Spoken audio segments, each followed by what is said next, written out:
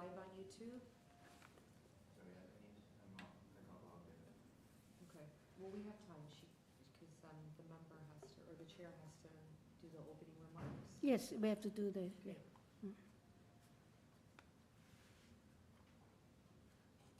Okay. Good. Hi. Good morning. Sorry. Good afternoon.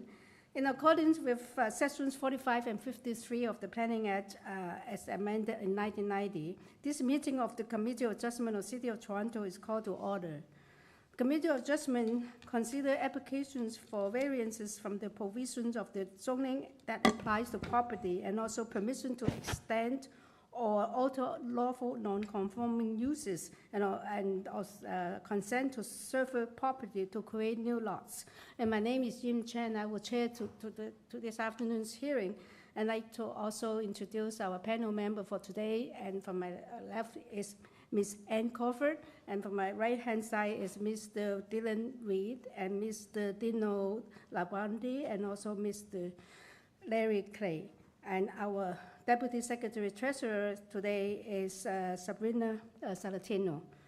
And I also would like to acknowledge that the land we are meeting on is the traditional territory of many nations, including the Mississauga of the Credit, the Anasazi, the Chippewa, and the Haudenosaunee, and the Wendat peoples, and is now home to many diverse First Nations, Inuit, and Métis peoples.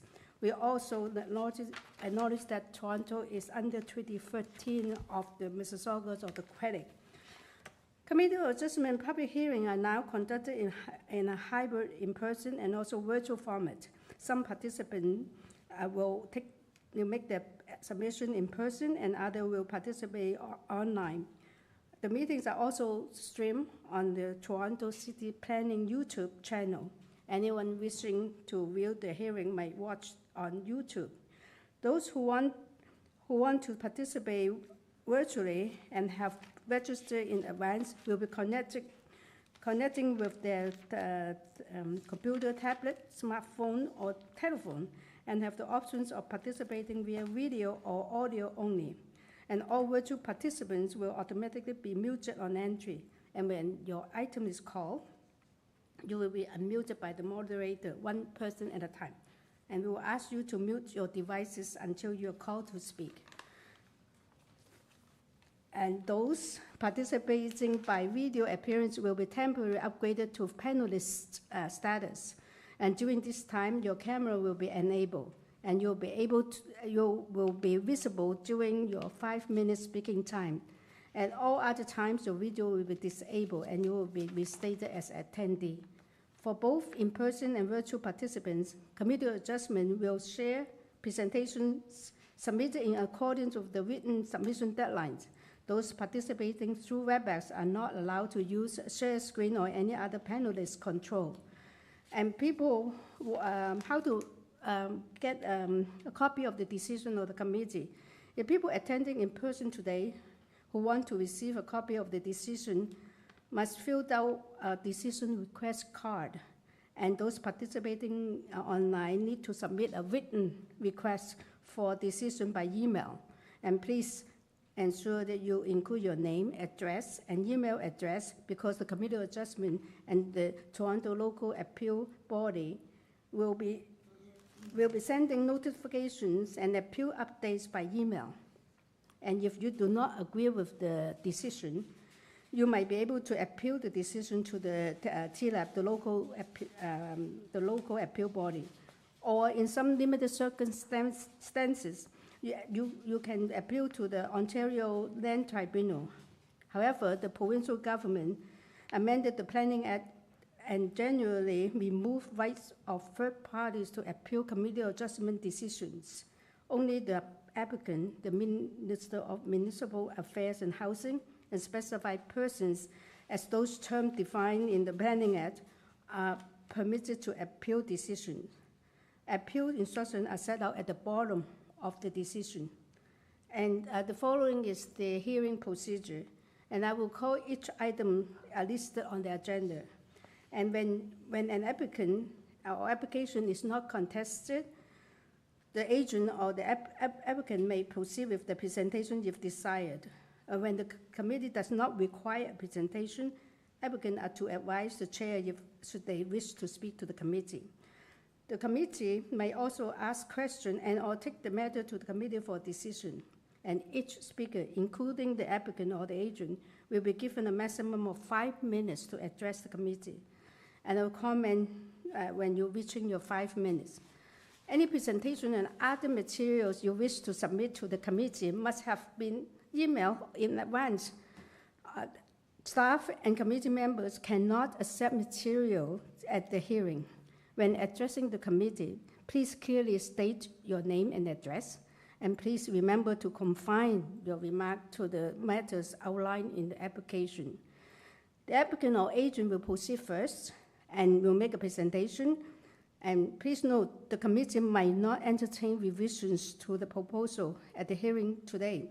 The committee may decide to defer the application or substantially revise to ensure the revised application is accurate and that all those entitled to notice are informed of the changes. And then individuals either in support or opposed to the application will be invited to speak. Generally, we will call the people who are in this room, and then we'll move on to online speakers. And when committee member can ask questions of each speaker after they finish the presentation. When all the speakers are finished, the applicant or the agent will have an opportunity to rebut those issues that raised by the speakers. And that will mark the end of the discussion, and the matter will be taken into committee for decision. And the following is I'd like to know whether we have some declaration or conflict of interest for this afternoon session. No? Okay, and is there any deferral requests or file close requests? Good afternoon, Madam Chair. I see none. Okay, so it seems that we are ready to move on to the first item in the afternoon is item 17, 12 to 16 Wellesley Street West. This is to obtain a consent for stratified surface of an existing retail unit located on the ground floor, including the heritage wall along the west facade and into 2 parcels. For separate ownership, also to maintain the existing easement or right-of-way. On this file, we have received a survey, 4 plans, elevations, and a copy of the draft survey, and 1 photograph, and a cover letter from the agent, and also the site-specific zoning bylaw. And we also received comments from heritage planning and community planning, and staff report from also from development engineering. Sorry. Okay, that's all the material we have received. We are ready for the agent or the applicant. To you, Madam Chair, we have the agent online and no speakers for this item. No speaker, okay, all right. So,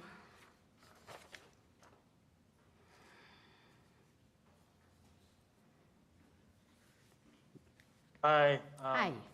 Hi, committee. My name is Ian Veloso at 134 Peter Street, acting as agent on this application. Oh, okay, thank you. You do not have any oppositions, but maybe, do you guys want to have a presentation, or you understood everything? Okay, you don't need. How about questions? Okay, we do not have any questions either. We do not require a presentation from you. We have reviewed all the material submitted. Do you want to address the panel on anything before we move into a discussion for decision? No, nothing specifically. All right, well, that's easy.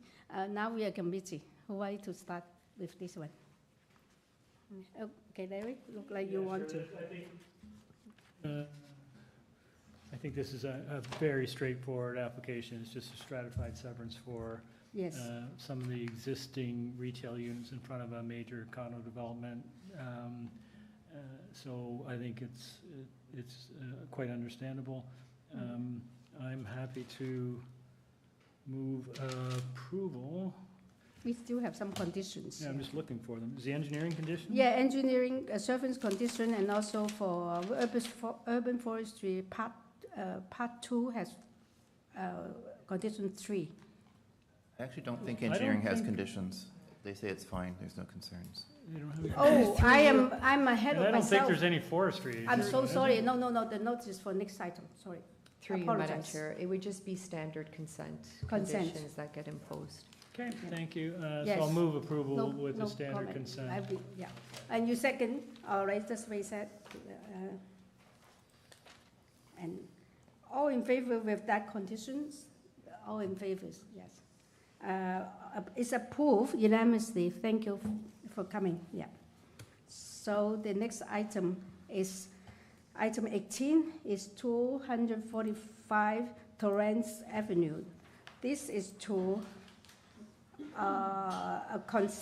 obtain a consent to survey the property into 2 undersized lots, a residential lot. Is to construct a new 3-story semi-detached dwelling with basement level. The basement level is considered to be the first level, and with an indigo garage and front porch and a rear ground floor, second floor level deck, and a rear basement walkout. We received survey site, a draft site survey, and also a survey, a copy of survey site plan for elevations, 3 photographs of trees, and 12 photographs of comparable property, and also a cover letter from agent. We have received comments from community planning and a staff report from development engineering, and also tree and urban forestry. And that's all the material we received, and we are ready for the agent. Hi. So, yep. We're ready. Good afternoon, my name is Trevor Gain, I'm the agent here on behalf of the owners. Good afternoon, my name is Trevor Gain, I'm the agent and applicant here on behalf of the owners. Okay. You do not have any opposition, see whether we Maybe just a short we'll solve overview. it, because they're a little bit more complicated. You have the servants and also the proposal. Just give it very short. Sure. please. Yeah, this application has a big history in our office. Not that it's really before you, but originally this was a severance and we were doing multiplexes with garden suites. We decided to pull the plug on that when the sixplex bylaw came about, and we actually had a sixplex with a garden suite ready to go, permits about to be issued, and then the owner pulled the plug on that one again, just with today's flavor of economy and taxes and tariffs, and also talking to the neighbors. So we came with this application back to the severance. We talked to planning right off the top just about lot frontages and areas, and they were under opinion that this street, based on the lot studies I submitted, it's got pretty much every single housing type you can up and down the street. So even though it's a detached area, the semi-detached are almost the 50% prevailing building type. So lot areas and lot frontages, they're very deep lots. The frontages are pretty much in keeping. Yeah, we'll be about just under 5 meters, but there's quite a bit that are 6, and it just varies up and down based on the lot study that we did. So overall, the neighbors are happier with single-family dwellings. We have the floor variance so that the basement is considered the main floor specifically for safety. This is all sand here when we did other projects. And we have some old houses with almost no foundation, so we can't really go excessively deep just for zoning. So it sort of makes sense to do that. But all in all, we think the application has extreme merit. It's great for the community, single-family dwellings, and it just blends right in. Okay. Yeah. Any questions? Yes, please go ahead. Yeah. It's actually a comment, if I can, about the neighborhood character assessment that you did. By the way, I appreciate the information you provided. Just one minor note that in your lot frontage mapping, the legend that you use, lot frontages, you have it's stratified by 1 meter to 6 meters, and then the next category is 6 meters to 9 meters. That's a bit confusing to me as a planner, because typically how that's done is it's 1 meter to 5.9 meters and then 6, because I don't know if the 1 to 6 meters and then the next one is 6 to 9, if you've mixed, different, frontages in with that. Plus, I would have liked to have had a total for the number of lots Again, that's just part of doing a geographic neighborhood study area. But I appreciate what you've provided. It's very helpful. Thank you.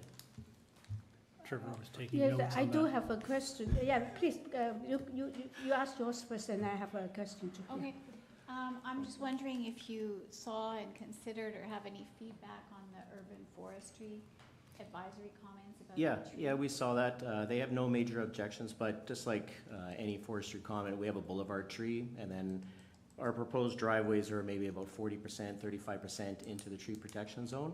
So we'll work with them. They were talking about bending the driveway. I don't know how feasible that is, but, you know, permeable pavers and whatever we can do, route, you know, exploration, standard stuff, we'll work with them on that.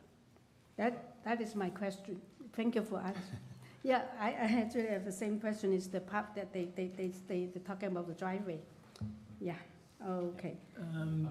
Oh, sorry. Just a quick question, if I could. I don't have any problem with this application, but I was looking at variance number 5, the parapet.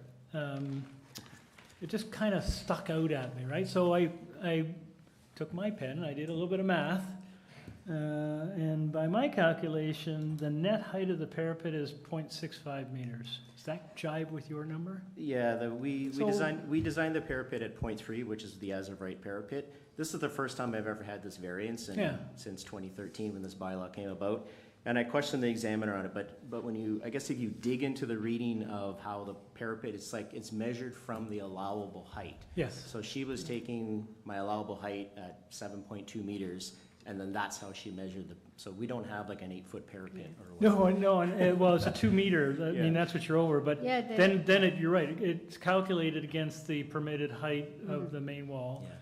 But it's a It's a standard. 0.65 parapet, so is that how big it is? I mean. No, 2 feet. it's 0.65 is probably measured from the underside of the ceiling joist, then we have a 14-inch assembly, then a 30 centimeter parapet. So it's just a little, Yep, standard parapet, we For a designed flat it, roof. but it's how it got measured. It's right on the elevations, if you want to pull them up, I can simply point them out, the dimensions right on the elevation.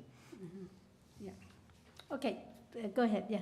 Just to follow up on the question about urban forestry's comments. There was an advisory comment regarding the location of the driveway, and it says it requires removal of a 6-centimeter diameter city-owned tree, and urban forestry is advising that the driveway be reduced and relocated. So is that what you were talking about? Yeah, I don't think we can relocate the driveway on these size lots, so I find forestry, they kind of jump right to, we're going to remove the tree. We have no intent to remove the tree, which is why it's still there. And the driveway is just to the side of the tree, so I think we can work with them to, you know, if we got to squeeze the driveway on the boulevard, we'll do that as much as we can, as long as we can get the car in. And like I said, permeable pavers, we'll do a route exploration, everything that needs to be done to ensure the tree survives. All right, thank you. do you want us to put a condition on permeable pavers? Would you be okay with that? I'm totally fine with that. Okay. This was a small question, although no one had mentioned it, is the second floor balconies. I think this is from my own notes, so I think it's maybe the back. Is there any privacy issues?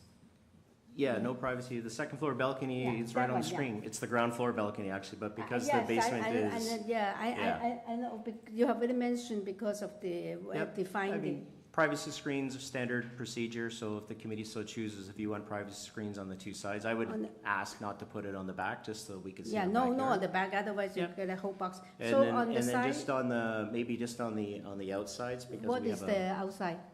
it would, well, depending on the property, it would be the Yeah. non-semi-detached sides, right? We need to know that if we put a condition on, so I thought that you already know, so let's look at the plan. Mr. Through you, if you wanted to see the parapet, if you go to the front elevation, it should be Okay, page 5. it is on the east, on the west side, right? It's on the west side of. So this is the rear elevation, scroll up. Yeah, because the north is on this side. Yeah. So zoom right in, and there should be yeah. a dimension. Yeah. Oh, maybe it's, well, No, this is the front. the other set of drawings has it on the there. other drawings. Yeah, I think I Anyways. found it, Trevor, so, Okay. I think I saw it. Yeah. But it is weird, the 2.09 calculation. Yeah, so I think that dashed line just on the left, that's the allowed wall height. And then the 2.09 is to the top of parapet. I know why it's not there because they made me change that dimension to reflect the variance. So we don't, obviously, that's measured right in the middle of the floor, so that's not our parapet. Yep. Yeah. Okay, no worries. Okay, so on the west side of the rear balcony, first ground floor. West side for lot 1 privacy and screen, east okay. side for lot 2. Okay. Okay. Oh, east side for lot 2 and west side for part 1, lot 1, okay. Good. Any other questions? So, okay, we don't have any more questions, we're in committee. Yeah, great. Thank you, Madam Chair, through you. Yeah, I looked at this application, I visited the site. The street itself, I call it eclectic. You can use that term, but what I mean by that is there are a number of different architectural styles, built form styles. Also, bungalows, 2-story, 3-story residential buildings. You also see new and redeveloped properties along with existing and older homes. So I'm comfortable with the 3 applications, the consent and the applications for the 3-story residential dwellings that will be constructed, well, semi-detached dwellings will be constructed. The semi-detached, they're symmetrical. They look exactly the same. 10 variances for each application are exactly the same as well. So I have no issue with this application. I think it will fit the neighborhood. There's no variance required for lot area, simply for frontage. It's a very minor 4.5, just slightly over 4.5 foot difference, which is, I think, negligible when you walk the street. So I'm prepared to move a motion granting the consent. The consent application does have regard for the criteria in Section 51, subsection 24 of the Planning Act. And they have been addressed satisfactorily. And also, I would move a motion approving the 2 applications for the variances and granting the variances, the 20 in total, subject to the condition regarding permeable paver that the applicant has agreed to. Do you want to do privacy screens? Sorry? Do you want to do privacy screens? Yes, and the privacy screen on the rear balcony. So let me go through the standard conditions of approval. For consent would be the standard conditions of approval. For part 1, there's only the advisory comment from urban forestry. For part 2, urban forestry is recommending condition number 3. And we talked about the permeable pavers, and we talked about the screening. Privacy screening? Privacy screening. And can you give me a specific as to exactly? I can do it. It's 1.5 meters. No, about which? Yes, which for part 1 is on the east side, and for part 2 is on the west side, and it is the second, the first is, we can call it second floor rear balcony. Okay. Yes, and I will also like to suggest, because both Larry and I have that question about the height parapet, I like to tie it to the elevations, so it's clear. They have. So the typical, Well, since I'm moving the motion, yeah. I guess it's up to me. Yeah. I have no problem doing No, it. I'm just suggesting, this is the question, Oh, we it's a both had the question. same question, no. I was comfortable with Yeah. the agent's explanations. I don't really You think don't it need needs to? to. I Okay, don't think it's it fine. needs to be But tied what to about the elevation. permeable Yeah, paver we've added that already. applied to the site plan, or just Permeable tied to the pavers for the site plan? driveways. Well, let's ask the. I'm fine with it. I think the explanation about the parapet was No, satisfactory. what I mean is the Oh, the permeable permeable paver. pavers. Yeah, permeable pavers, yes, absolutely. But do you want it tied to the site plan? No, doesn't need. Okay, all right. Just to the new driveway. Yeah. Okay. Yes, please. So I think we're clear, okay. Hold on. Yeah. Permeable pavers, The new driveway, yeah. okay, screening on, for part 1, it's the east side, part 2 is the west side, Yes. okay. And then all elevations?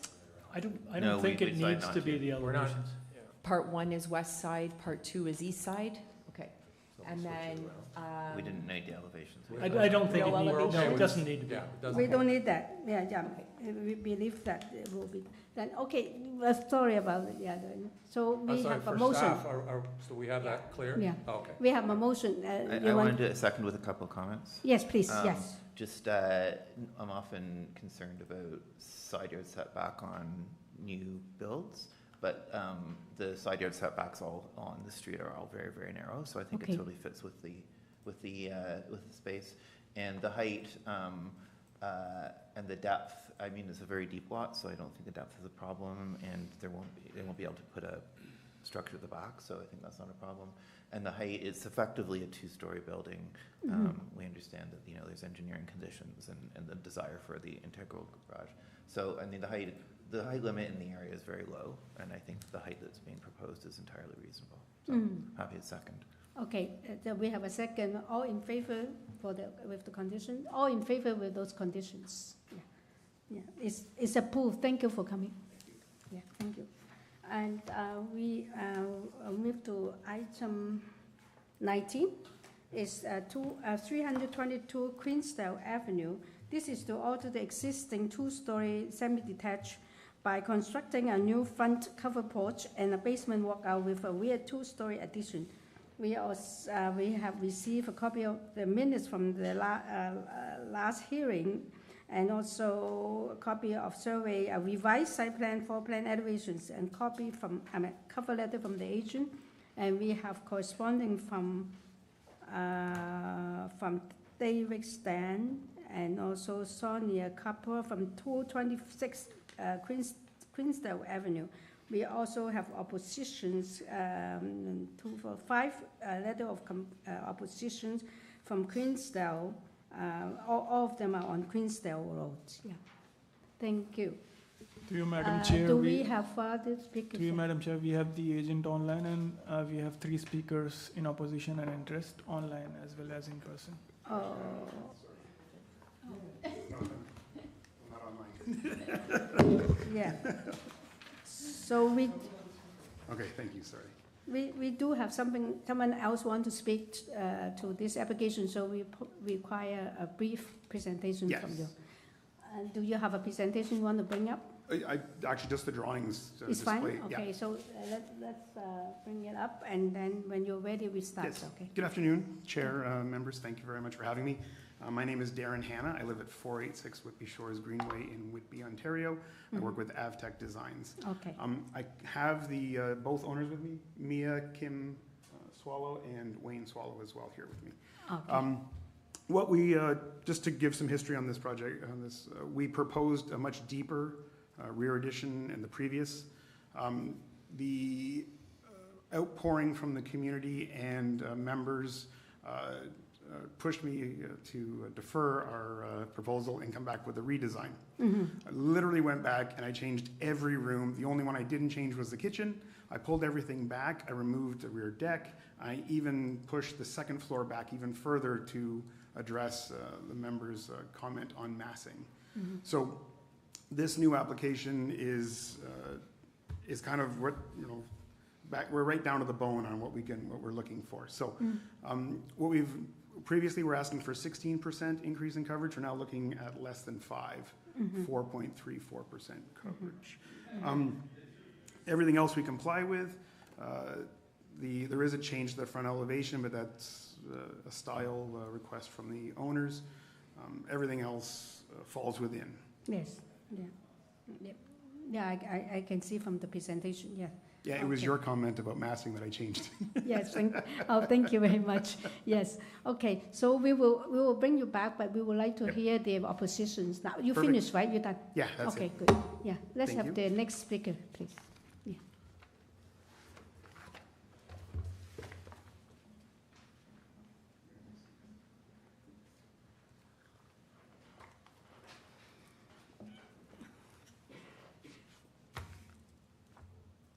Yes, welcome. Hi. Yes. My name is Yvette Drumgold, and I am the owner of 324 Queensdale Avenue, the adjoining property to 322 Queensdale Avenue, the subject of the minor variance application. Okay. So, do you have a presentation? You want to bring up on the screen, or you just?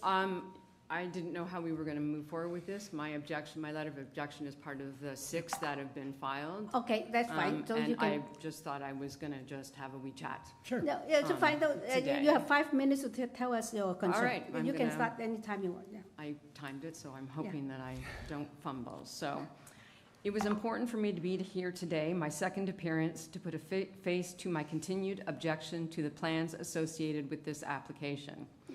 Again, I have submitted what I feel is a well-researched and thoughtful letter. I looked at the 4 tests used by the committee to approve such requests, and again, in my layman's eyes, this request still does not meet the requirements. There are additional concerns over and above the 4 tests. I'd like to state a few. Interior demolition started in July of 2025 with no notification. An arborist report was submitted as part of the design that was not implemented till I reached out to 311. When protective fences were installed, the only fire hydrant on the street was compromised.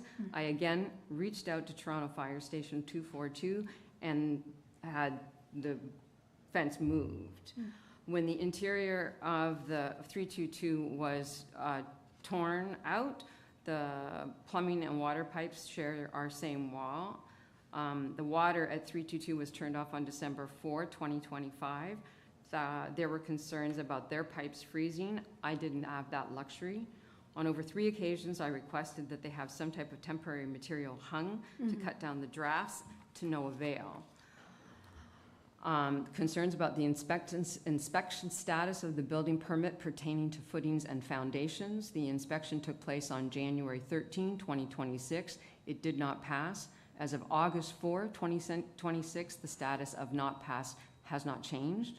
Excuse me, I'm so sorry I have to interrupt a bit. No Just to remind you that we have an application for 1 variance. And I appreciate you all this information. Oh, okay.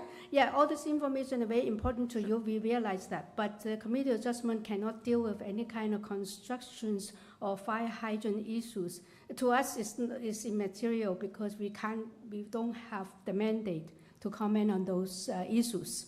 So there's 1 variance in front of us. They're asking for more coverage, lot coverage. Yes. And can you tell us that variance, what kind of impact it will create for you? Oh, then I'm sorry, then I might have to go to the letter that I submitted. So the fact remains is that yes, It's just too big? You figure it's too big and it's sticking out too long, too much? Yeah. And then you might shadow more your back, yeah, that sort of thing, right? Yes. Okay. And then we appreciate all your information, but those things Just just for us, it's a good understood. background, but we cannot really comment on any of those. I'm not asking. These are just concerns that not only I just myself, want to but explain several, to you why we will not then have I don't comments know. on those. Yeah, Okay. thank you. I wasn't asking for comments. I was just actually expressing concern and not understanding or that particular thing. Yeah, that's that fine. Especially with the footings, That's fine. because that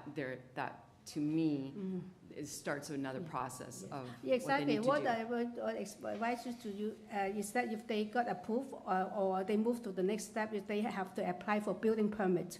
Okay. And doing a Toronto building will deal with other construction issues. If you think that something happened to your side, you can always call 311 and report that. And then they will take care of that. Some things have happened to my side, so Yes, I have photos. So Yes. Then these are just statements that I'm making in general with regards to the process. If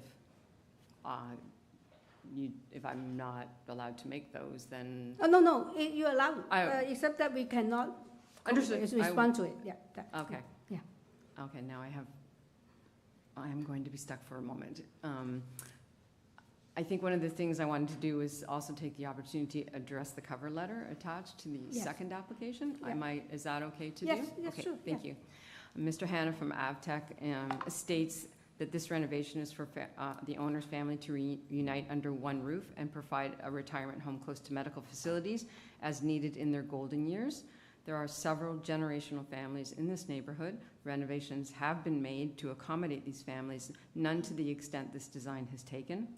I understand the need to be close to medical facilities in our golden years. I am in such a medical situation. My plan was to retire in my home, and I certainly did not plan on spending my golden years defending my home and neighborhood from an oversized and over-designed renovation. The letter also states that they have taken all the community's concerns to heart and have made significant changes to the design. They have not heard any concerns expressed by this community about this design. This is evident by the front elevation submitted in July of 2025 and April of 2026. To me, this demonstrates the general disregard for the concerns expressed by this community. I also wanted to state it again that 322 Queensdale Avenue was purchased in 2005 by Wayne and Mia Kim Swallow. The property has been a rental property since its purchase for the last 26 years. They have never lived on the street and have never been a part of the neighborhood. I believe that the design will take away light, air, and green space. I believe this design will place stress on the infrastructure of the neighborhood, including but not limited to sewage and drainage. Sorry, they didn't pass that inspection either. The electrical grid, and not to be forgotten, the challenges regarding available street parking. The proposed changes will greatly affect me and my neighbors, diminishing our quality of life and enjoyment of our homes. It will have significant impact on the value of my home, a home of which I have lived and invested in for the past 30 years. I believe the design undermines the established personality and aesthetic of the neighborhood and can set a damaging precedent for future overdevelopment. For these reasons and many more, I strongly oppose the application and respectfully ask the Committee of Adjustments to consider the expressed concerns. Thank you. Oh, thank you. That's what I said. Any questions to this speaker? Okay, we don't have any questions. Thank you. Yes. Okay. Thank you. We have one more, right? One more speaker.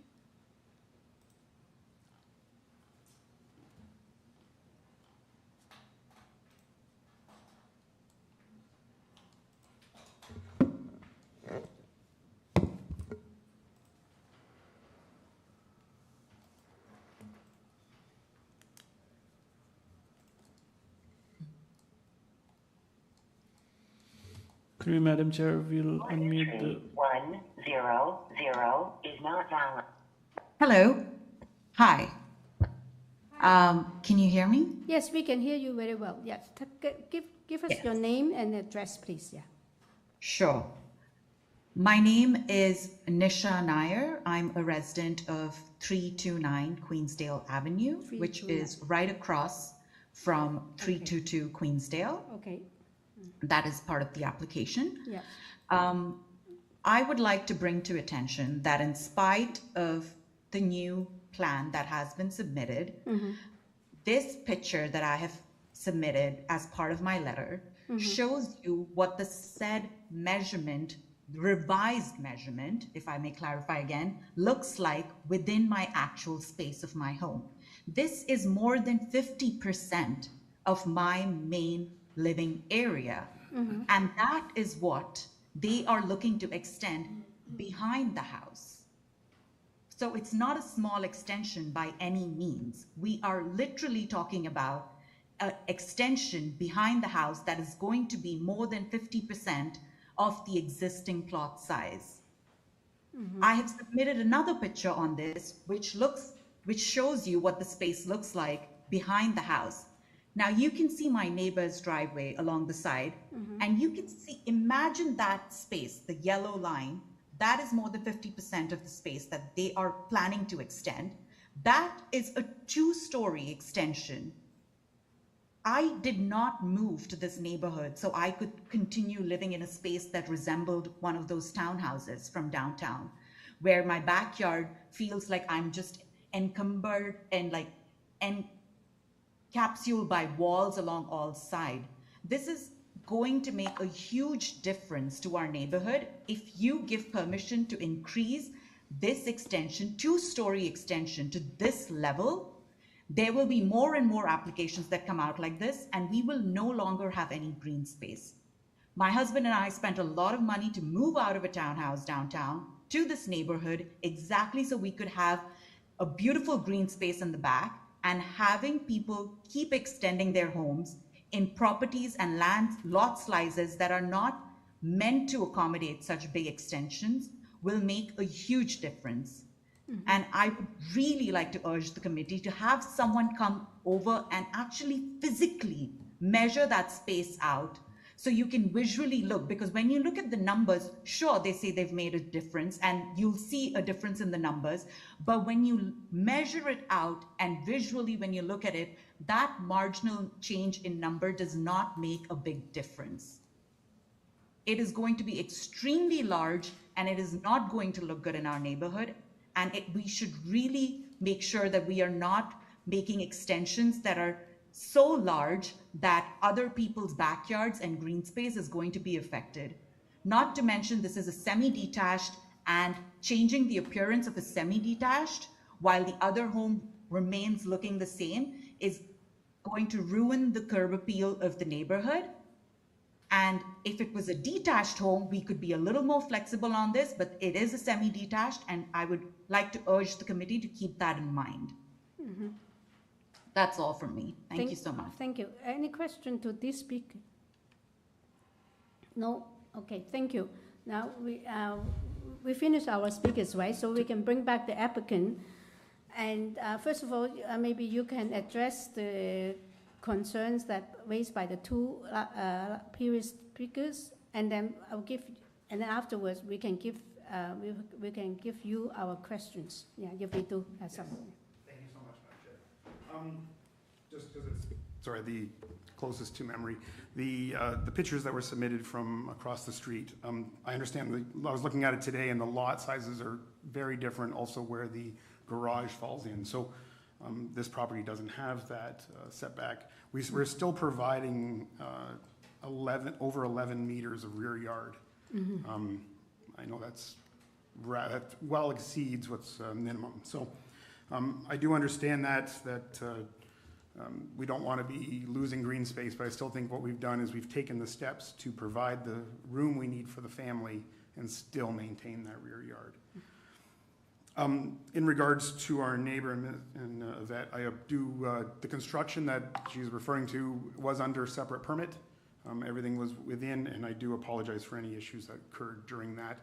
I can't speak to the exact situation, but I do apologize for that. And no one wants to hear someone living through those kind of conditions. Mm-hmm.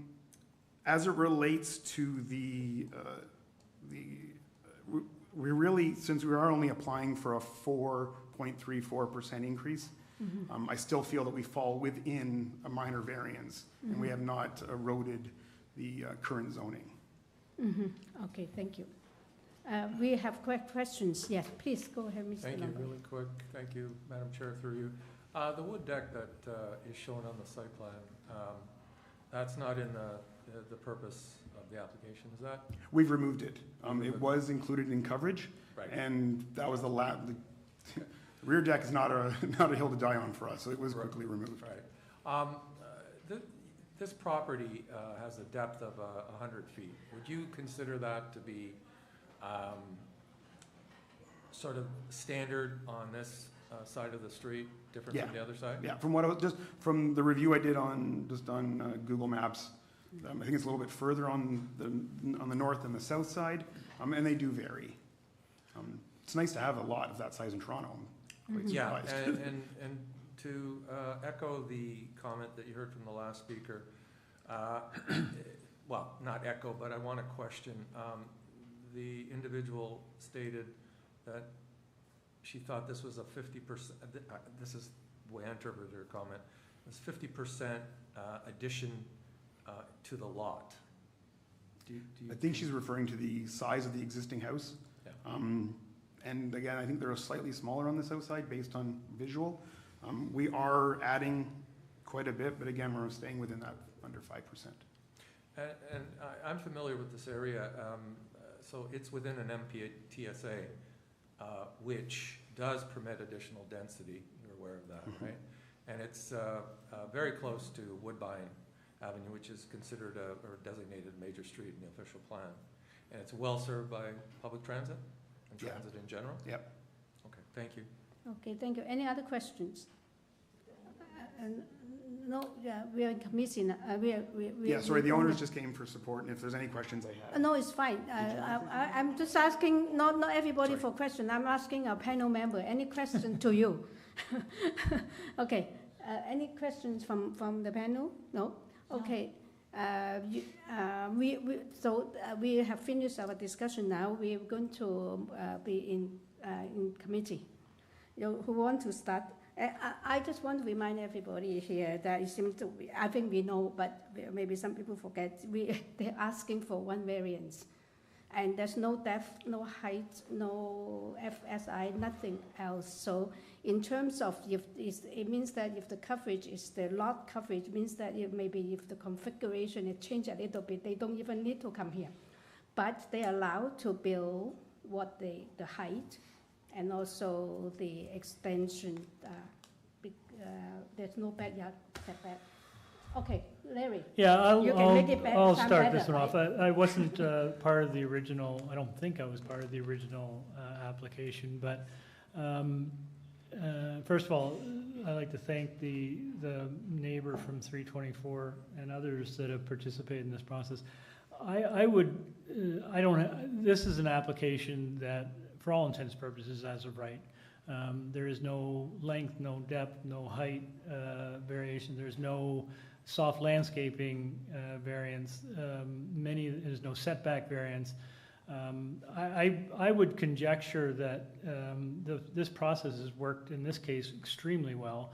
A situation where maybe an overbuild was brought forward, the neighbors raised concerns, and I think the applicants have heard those concerns and changed this rather dramatically in response to those concerns. So I would say to those who have opposed this, your actions have actually had an impact. And this proposal before us is smaller, directly, I think, as a result of your participation. So I want to thank you for participating and sharing with us your observations and your comments.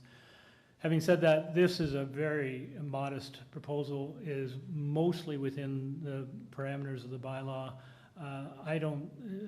There's always going to be an impact, particularly on an extension to semi. That's just the reality of living in Toronto. So I think this is a supportable application now, particularly given the improvements that have been made. Mm-hmm. Okay, so do we have any other comments, or we have a motion? Yeah. Just a very quick comment. That I think the setback of the second floor at the rear also helps. That helps reduce the impact. So I think that's a good element as well. Yes, and also you were not in the first discussion. I don't think so, yeah. I remember I was, and I think that from my experience that they have done a lot. And then thank you for the neighbors' discussion. I think that it reduced a lot, and they respond to the other comments. Yeah. So I'm happy to move a motion on this one, Chair, if you like. Yeah, please. I will move approval. I have a note in my thing about tying it to plans. I'm not sure why I want it tied to plans. I don't have that. Second floor setback. You think that's what I wanted? That's what I was thinking I think a that's couple what you days were ago? thinking, yeah. Okay. Because otherwise, if we grant it, they could build it out all the way. I think that maybe that's it. Yeah. Okay, so I will move approval subject to tying it to plans. Okay, to all elevations, the plans? just the elevations, I think. Just the elevations? I think just to secure the setback on elevations. the second. Okay. All right. Second, Mr. Okay, Dino second. Tied to the plan, there's the conditions. All in favor? It's approved unanimously. Thank you for coming. Thank you. See, we do listen. No, it's a very good proposal. The process worked, right? Yeah. It's not great for anybody, but it worked. Yeah. Thank you. That's great. And then the next item is item 20, and is that it? That's it? Like with regards to, like, I'm sorry, but what about what they're doing in front of the house? Is that something that they can do? They're not applying anything for the front. I'm sorry. Yeah. There's no variance on that. They can change the entire exterior of front of the house that's attached to mine. They can change the pitch of the roof without any discussion. I'm just asking. I'm so sorry. Maybe you can explain Through you, Madam Always. Chair, Yeah. a landowner can make changes to their property if it is in compliance with the zoning bylaw without residents getting notification of that. So that's the case in this situation. Sorry, that's all we'll speak to at this time. Thank you. Yeah, okay. So we're good to go for item number 20, right? 376 Rhodes Avenue. And this is to legalize and also maintain the front basement walkout stairs, and that was constructed without an authorized building permit. And there's a total of 2 residential dwelling units on this lot. We have received there's a copy of minutes from February's 18th hearing, and also a copy of the revised site plan, floor plan elevations, and cover letter from the agent. And that's all the material we have received. Yeah. And we are ready for the agent or the applicant. Through Madam Chair, we have the agent online and no speakers for this item. Yeah. All right. Hello. Hi. Yes. Good afternoon, Good. everyone. Yeah. Thank you. No one is opposing this application, but give us your name and address first. Sorry. Sure. My name is Anthony Provenzano at 84 10th Street in Toronto. I'm an architect and on behalf of the owner of 376 Rhodes Avenue. Okay. Thank you. I'm going to check whether we want. I think it'd be helpful, Chair, to get a bit of an explanation, because this was deferred because it looked like the front yard, some confusion about the front yard variances. So maybe we could get an explanation as to what has changed since they were here previously. Yes, I was in the last hearing. Yeah, can you explain? Because we at that time we found that there was some kind of mistake, maybe also very unclear what you're proposing in the landscaping in the front. Yeah, can you give us a little presentation or update on the application? Yeah. On that particular item, I'm happy to I'll just update everyone on that. I'm happy to give the full context. I've got the script ready. But on that one, it was a miscalculation. It was effectively a typo on the calculations. This is reflective of what's there. There is no work done there. It's not subject of the permit or anything. It was a miscalc. Oh. So, okay, then following on that, can we just explore the front yard landscaping? So you've got 5.7% in soft landscaping. It looks like from the photos, is there a former parking pad or is pavers in the front now? It's pavers, as it was initially, and that I think it refers to that. There's a patch there on the shared walk that's green. Not much. But that's the way. But there's no curb cut there, nor is there an approved parking pad there? No, the parking's in the back. Okay, so why does your client need permeable pavers in the front yard? It's just the way it was. There's no change to that. Maybe I should give just a bit of color to the context of why we're here, just to back up, if that's okay. Sure, go ahead. Yeah, please. Yeah. Sure. Sir, just to briefly summarize the procedural history, this matter originates from 2019, during which a previously existing street-facing basement entrance was reinstated. After the construction was completed, it was determined that a building permit was required retroactively. That permit process triggered the zoning review file that you have in the file. It's from August 6, 2021. It starts with the number 21. At that time, the only zoning issue identified was the basement entrance, which faced the street, was determined to require a minor variance, okay? Broadly speaking, in the interest of time.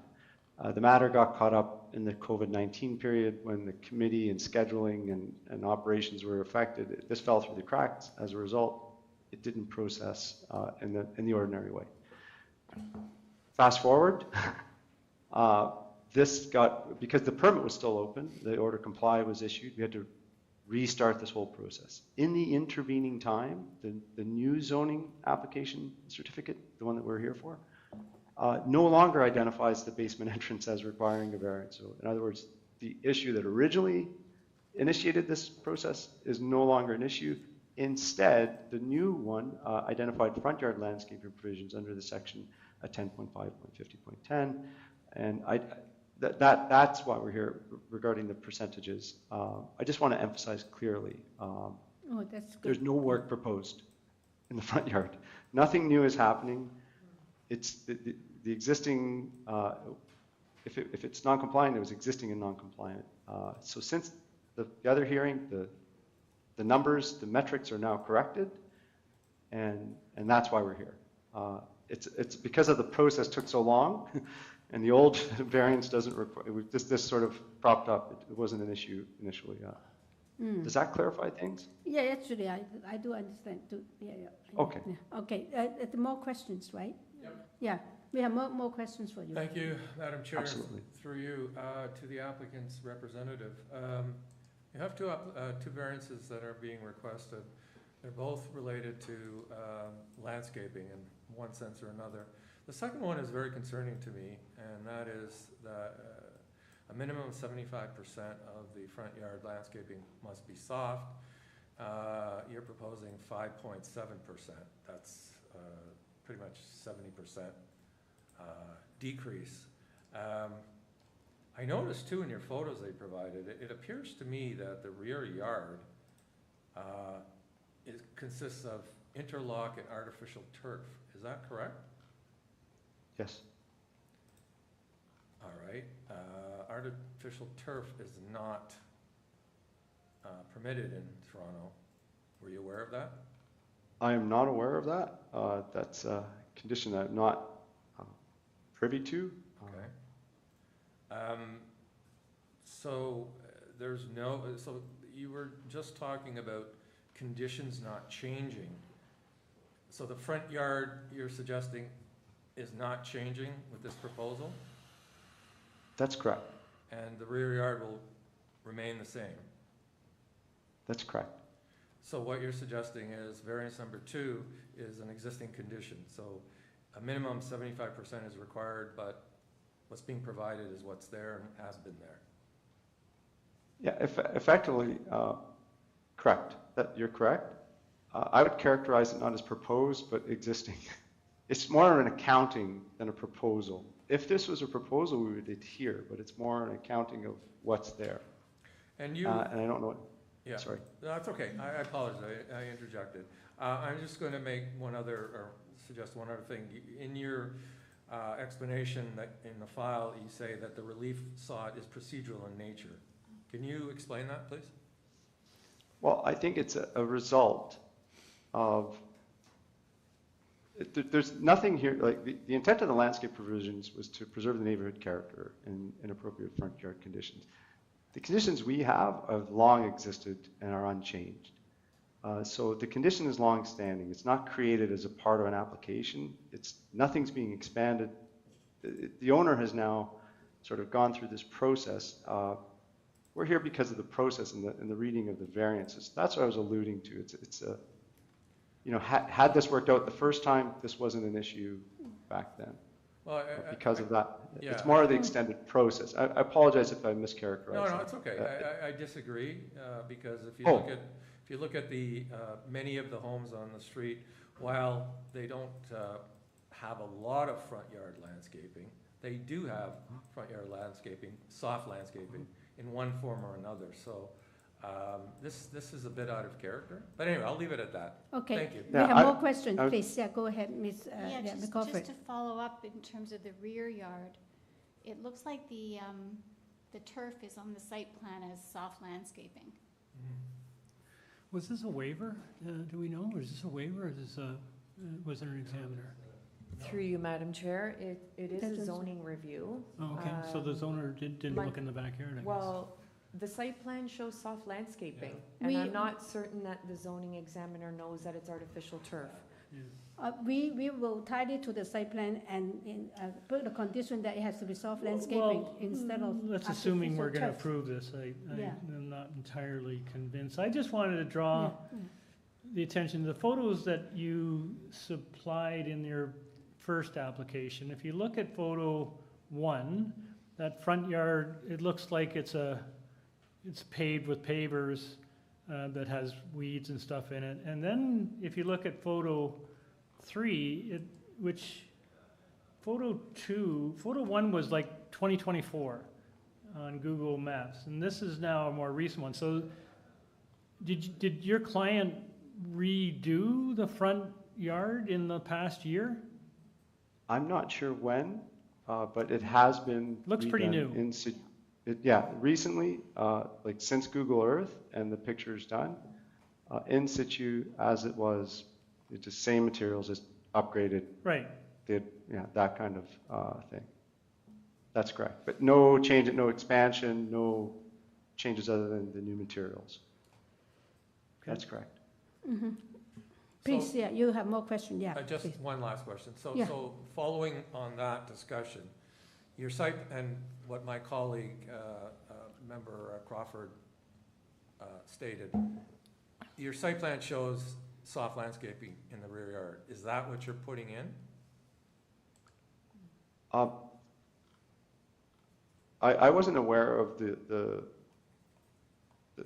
distinction between turf and soft landscaping. The proposal here is more about the front yard, and that's what I really came prepared to speak about.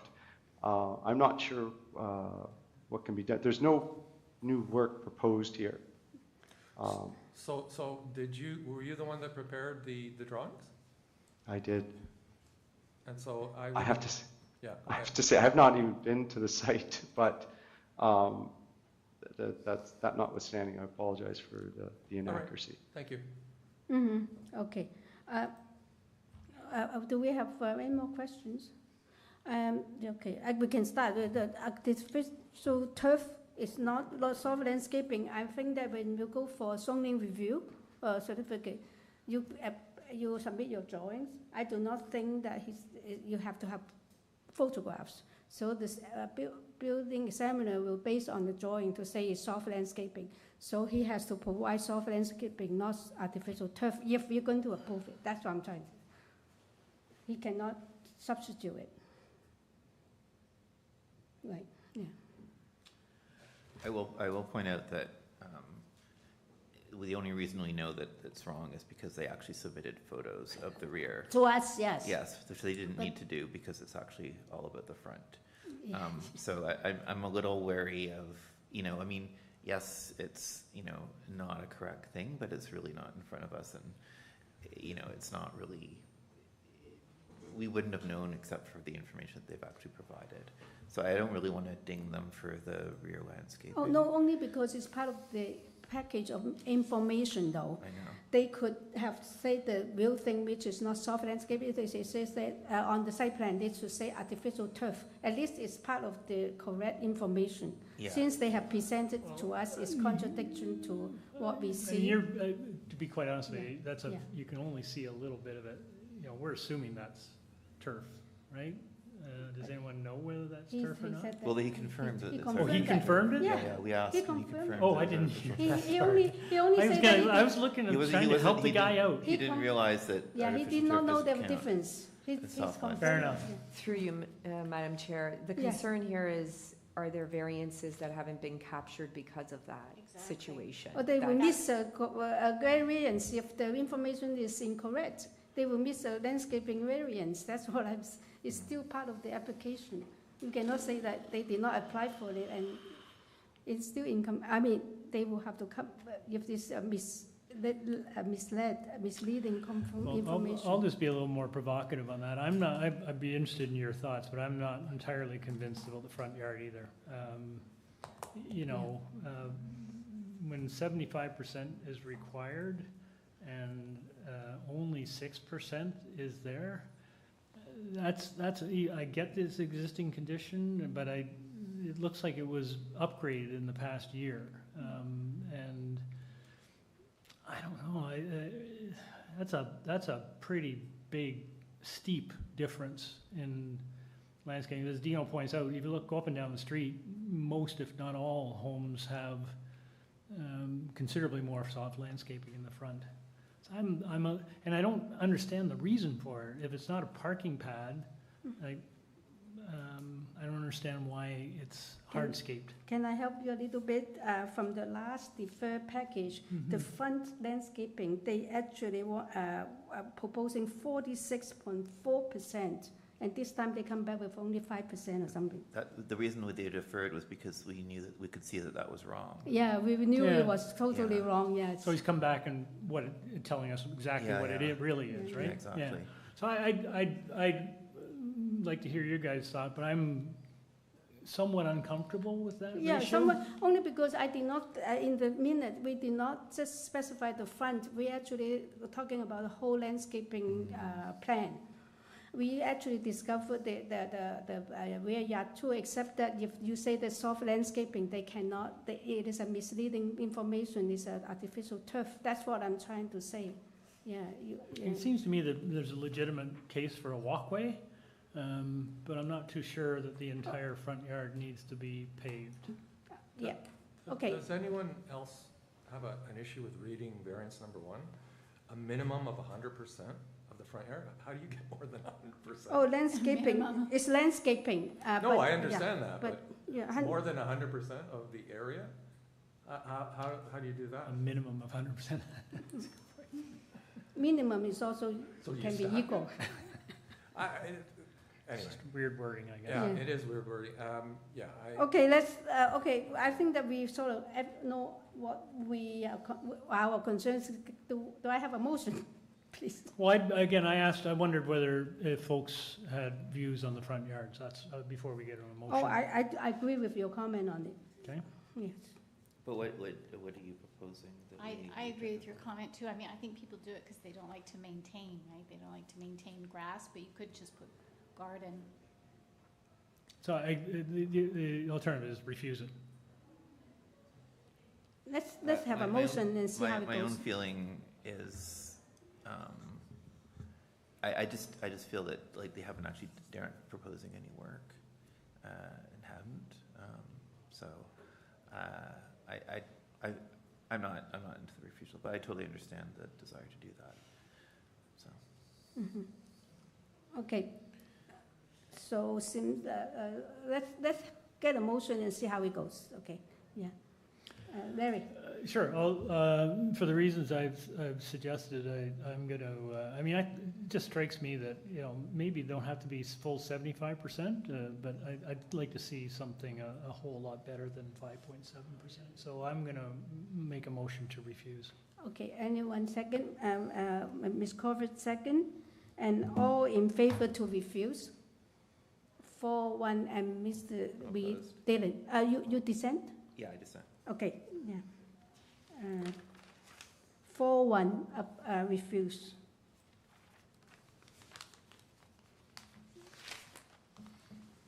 Okay, so that's item 20, and 21 is 36 Windermere Avenue. This is to construct a new 2-story auxiliary building, including a basement in the rear yard. And this building will contain 1 garden suite, and there will be total of 4 residential dwelling units on this lot, 3 in the main building and 1 in the auxiliary building. We have the minutes from the last meeting, April 15, and copy of a survey site plan, floor plan elevations, and revised site plan, and also a red line public notice, and a cover letter from the agent. We have also received comment from Urban Forestry and Metrolinx and oppositions from the Swansea Area Ratepayers Association, and we're 21. They're seeking 2 variances. Yeah. And they have some revisions on variance 1, and we can have the applicant first. Yeah. Through you, Madam Chair, we have the agent online and no speakers for this item. Okay. Yes.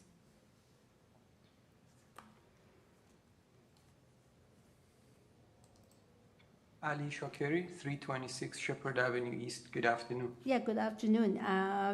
You have some revision. Let's go through your revision first before we sure. We made a change on variance number 1. We improved the side yard setback from 0 to 0.3 meters. Oh, okay, yeah. And there's no one else here to speak to in opposition, but you did have 2 oppositions before. You have already dealt with them, like the number 29 Southport Street. You have spoken, or they just withdrew their opposition? Not quite sure. No, we didn't discuss. And as long as I remember, the objection was because of the case being improperly circulated and Yes. some miswording of the description of the application. So since that has been corrected by the staff and recirculated with the sign posted on the front of the building. And although we didn't find any objection towards the merit application, planning merit, but we did change the side yard and improved it to 0.3 meters. So now it's not going to be on the property line. It will be a foot or 30 centimeters. Yeah, foot setback, yeah, okay, yeah. So, thank you. Any questions? Yeah, please, go ahead. This speaks to one of the opposition letters. In your plans, you have them presented as being attached to another garden suite in the next door. I'm assuming that those plans are no longer the case, and now the plans are just for a single garden suite, or a single garden suite? Yes, that's correct, sir. This is a single garden suite. It's not attached to any other building. I'm just wondering why didn't you give us updated plans without the attached building? Actually, I did, sir. I provided that to the staff, and I also received a confirmation letter that they have received it.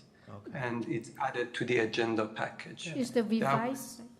It's on the screen? Is the revised site plan, yeah. Right, okay. That's correct. Yes, that is the revised site plan. Got it, okay. No, I see the superseded plans are here. I think the Ratepayers Association thought that it was still an adjoined. Yeah. No, sorry, it was unclear because they just sort of blend one together, but now I see that this is superseded plans. Okay, thank you. Okay, any other questions? No more questions? Okay, we are in committee now. We don't have any more questions for you. So, okay, any more? Yes. Sure, I'm happy to take this one. We had a good discussion last time that this was before us, and I think the current plans are now a little bit clarified. It was a little bit confusing last time, and there was an issue about improper notice that they seem to have resolved. This is an area that is undergoing quite a dramatic change in density. There's going to be a new TCHC building just at the corner of Windermere and Queensway. There is a new tower development going on about 100 meters to the west. So this is an area that is going to be undergoing a fairly dramatic amount of change. I would note that there is a bus stop right adjacent to the main dwelling on the corner, which is quite actively used. So it's a good location for additional density, given all those circumstances. It is a corner lot. I don't think there's an impact, a dramatic impact. There's a little bit of height differential between this property and the one in behind. But I did note it was reasonably vegetated. There's a lot of trees in there, so I think there isn't an overlook or a privacy issue. I think given the fact that it is a corner lot, I think it's quite a reasonable location for a garden suite. I think it's a supportable application. The variances before us are really quite minor. So unless anyone has anything contrary, I'm happy to move a motion on this one. Yeah, and amended, as amended, yeah. Yeah, so I'll move approval of the amended application, subject to forestry condition number 3. Yeah, anyone second? And Ms. Crawford second with amended application. All in favor? Yeah, all in favor is approved unanimously. Thank you. Can we have a 5-minute break? Okay, so we're going to break for 5 minutes. That'd be great, thank you. Okay, thank you. Please turn off your videos, microphones. Let's mute the room. Are you sure just 5 minutes? Good. Let's do it. I'm going to one. Okay.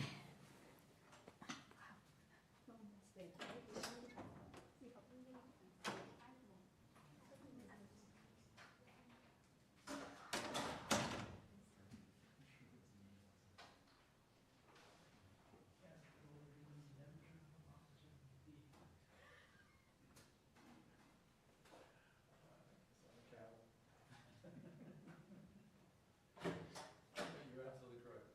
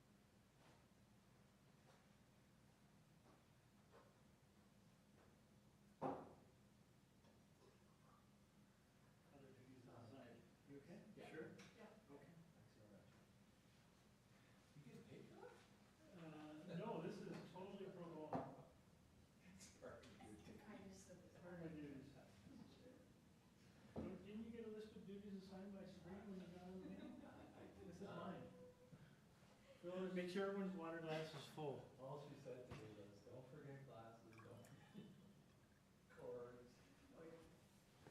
Your gloves. Your gloves. Don't spill. I won't spill. I'm doing very well. I don't Very drink good. water. Okay, you don't drink water?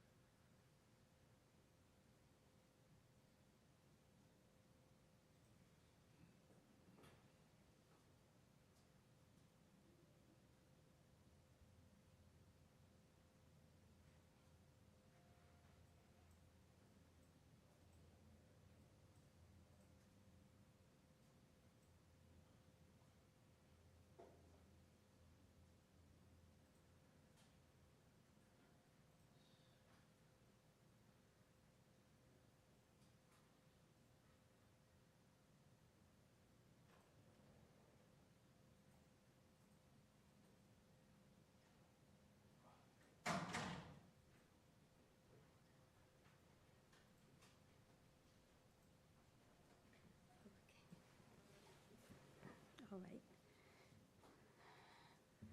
So, with 22, right, okay.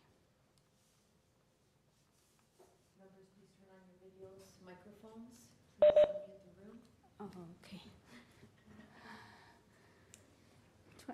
Okay, we resume, and we're going to hear item 22.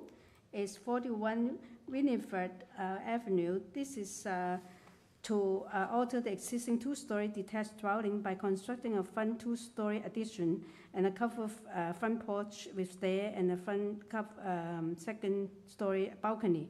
Also construct a new detached two-story auxiliary building containing one-car garage and also a laneway suite on the second floor. And there will be a total of 2 residential dwellings on this lot. We received a survey site plan, floor plan elevations, a revised site plan, and also a red line, a notice, and 16 photographs and email corresponding from the agent, and a decision affecting property, and also a TRCA application.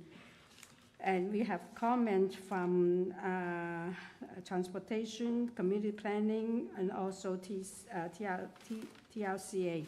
And we have received a number of oppositions letters from Caroline Avenue and Winnifred, and also, yeah, the rest is Caroline Avenue.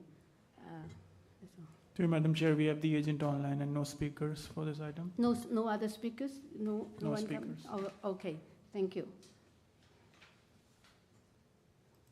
Yes, good afternoon. My name is Babak Naqash. I'm representing the owner on this application. Okay. You have made some revision for the agenda or the variances. Can we go through them carefully, one by one, before you start? I can go briefly through the variances. Okay. Basically, we are looking for 7 variances. 1 to 4 is related to the. Oh no! Give us the revision first. We go through the revision. Okay. I think it's revision variance of 5. You revise it, right? Yeah. Revision is number 5. Is we had 0.3 meter rear side setback to auxiliary building, based on the comments received by transportation. It's okay. We can deal with the comment later. But then you change it to 0.98, right? Increased it to 0.98. Okay. And go through the number 6. Yes. The limiting distance between the auxiliary building and the main house, we increased it to 5.55 meter. 5.55. Okay, and same as variance 7 is 5. The same as number 7. Okay, thank you. And that's all we need for now. And did you give us your name and address? Yeah. Yes, I did. My name is Babak. Okay. Yes. All right. You do have some oppositions, although they are not here to speak to this application. But let me check with the panel whether they want a presentation. Yeah. Yeah, I think so. The opposition was quite detailed. You do, right? You do want a presentation. Yeah, we like to have a brief presentation from you, and maximum 5 minutes. And, absolutely. Yeah, please. Absolutely. Yeah.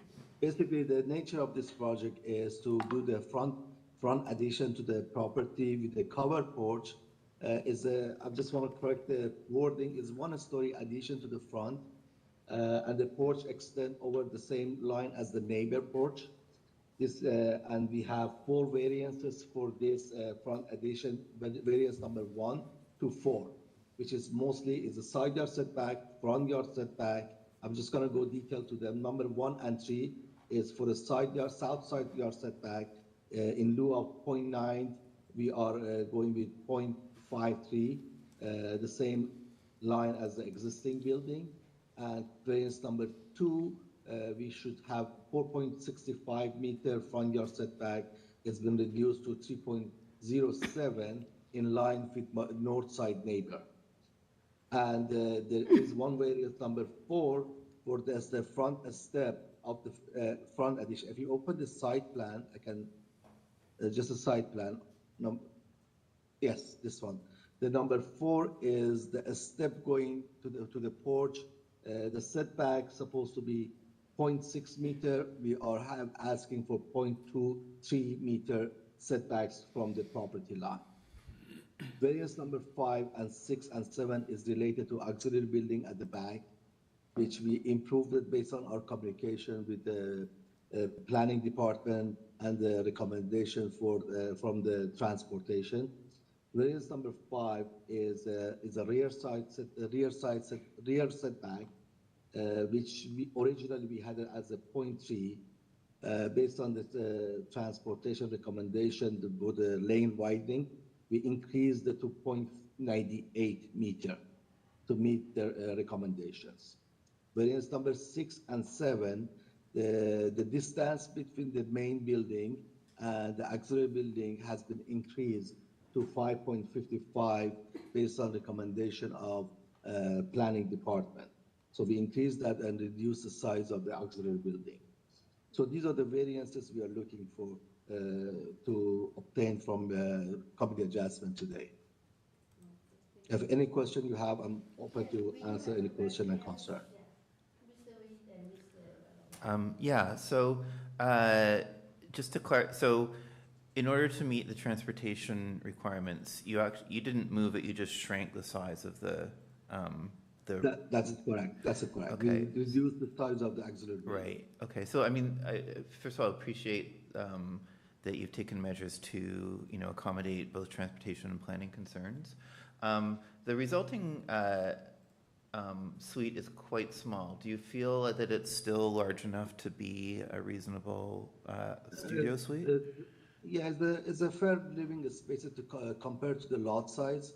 We couldn't get, because there is a proposed basement entrance which is under construction, so we couldn't get it bigger. I wish it was like the bigger lot. I could get it bigger, but it's just a livable space. Do you know what the square footage is of the studio? I can, if you give me a moment, I can get the drawing. The footprint is 5.41 by 4.58, which is, I'm just doing the quick math, 5.41 by 4.58 is about 24.77 square meter, which Right. is in square feet, converted into square, is about 270 square feet. Okay, that is quite It's very small. tiny, I understand it. Yeah. Okay. Okay. Thank you. Please go ahead. Thank you, Madam Chair. Yeah, just to follow up on that. So you've shrunk the size of the laneway suite, the building, correct? That's correct. And 250 some odd square feet for the second floor is very, very small. I mean, 400 square feet is typically what we call a micro unit in condos. Is there any thought of using the garage, the ground level, as habitable space? Yes, we actually, this is the last minute changes due to the late transportation comments, so we reduced that. So in this case, the garage won't be a legal garage no more because of the length of the garage. So client was suggesting to maybe we can use the main, like lower floor and upper floor as a unit, like part of this. Put the lane, put the bicycle racks in the front, and put part of that one as a like livable to help the upstairs to be increased. But again, the changes is done a day on Monday, so we had no chance to meet the client to go through all this. Right, yeah. sure. But there's a potential we can do it. Correct. And that would eliminate the garage? That would eliminate garage, but but the owner wants a garage basically. Yeah. He wants the garage. And in terms of, I mean, internal layout of, how then, is it just internal staircase going from the first level to the second level and to the basement? Yes. Okay. Second question, related to, you saw the the letters, the significant number of letters that have been submitted by residents in opposition or who have concern about this application, right? Yes, correct. I have seen it. I have communicated with 58 Caroline for these comments. Okay. Yes, I have. So one comment, which is there's a thread throughout some of them, which caught my eye, and that is emergency access on this property. Yes. The requirement is that you have a 0.9 meter wide by 2.1 meter high unobstructed path for emergency vehicle for travel. The proposed side yard setback or width is 0.53 meters. How is that going to impact emergency access? Yes, we went through this one with the client, and what we're proposing to have the agreement between the south side, 39 Winnifred Avenue, with the setbacks, the combined setback for front part of the house would be okay. The rear part of the house, they have enough, more than 0.9 and 2.1 meter height. But the front of the portion, if you can see on the side plan, the front, we have restricted to 0.53, and I agreed with you. So we were proposing to go with the limiting distance agreement with the neighbor, south side neighbor. So for the access for the fire and emergency access to the neighbor's house. So what I'm hearing is that you need to negotiate a That's right of correct. way on the over the property to the 39 Winifred. Yes, correct. There's a standard agreement between the neighbors, so they can. And what happens if that's not obtained? Basically, right now that's the only option. They cannot travel through the main floor. Yep. That's the only option. And if the laneway gets widened, that would be proper access to this auxiliary building. But at the meanwhile, I've been proposing if you want to put a condition on this application for this agreement, then we can proceed with your decision. You wouldn't get approval without it, right? So, and plus, they could actually do sprinklers, couldn't they? The vehicle access is different, it's for the emergency, for health and. Oh, it's for ambulance and stuff, not just for fire. To the rear. Well, they have the laneway, but the laneway.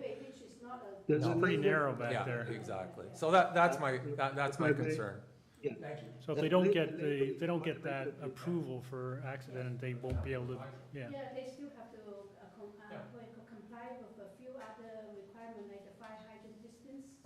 Right. That's outside. That'll be They will get turned down if they cannot meet the other ones. That's all, yeah. So what we approve is what the variance is only. Okay, any other questions? Okay. All right, so just very briefly, you have a lot of opposition, so you have actually gone through most of all the letters, right? So you think that what your proposal will answer to. Sorry, I cannot hear you. Sorry, can you? I can. I think the main issue is, as Dino points out, was the setback on the lane, right? And it is very narrow back there. I went and looked at it. It's quite a narrow lane. So people are concerned that if they built to the property or to the line, then they wouldn't be able to access their garages. But with the setback, I guess that addresses that, right? Really addresses that. Okay, thank you. So we have no other questions? Okay, now we're meeting. Yeah, I mean, I think it's important to speak to the concerns of the neighbors. I think that this transportation setback addresses one of the major concerns that was turning around. I think that that's taken care of. Some of the neighbors were also concerned about the distance and height, right? You know, that there's and it is, I think it's a marginal, it's on the edge. Like if it had been 4.7, I could not have supported it at the distance. That's far too close. But planning got them to go to 5.55, which planning seems to feel is okay. And I think also it's relevant here is that the actual height of the proposed building is lower than usual 2 stories. So I think it's just 5.61, something like that. You can do 6.3, right? And you can do up, well, I mean, the separation distance, yes. Separation distance, but normally we see at least 6. Yeah. And they've seemed to have made an effort to keep it lower. And I feel that that speaks to that separation distance to some extent, that they've kept it lower.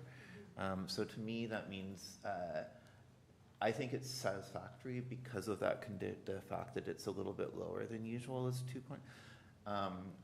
as a two-story, even though it's a little bit further than they originally asked Still, for. on that point, can I ask you a question? Are you comfortable with that separation distance with the existing wood deck? Because with the stairs and the deck, it's only what, 2.5? Yeah, I mean, I think that's a fair point. Yeah. Okay. But, you know, that's not in the actual requirements, right? You can put a deck in. So I think that's a fair point consideration, but I think I'm okay with that. There's also some kind of an overlook, but that's neither here nor there. People can build second stories if there was a sufficient distance. You can put windows. So I think that's sort of integral to the laneway suite. If that's small of an area, you need big windows, I think. Yeah, indeed. And I am a little bit concerned about the small size, but really that's that's up to them to figure out if that works or not. And maybe they end up using the garage. Who knows? I just wonder if they did that, would they need different variances, right? They might need different types of variances if they make. I don't know. I don't know.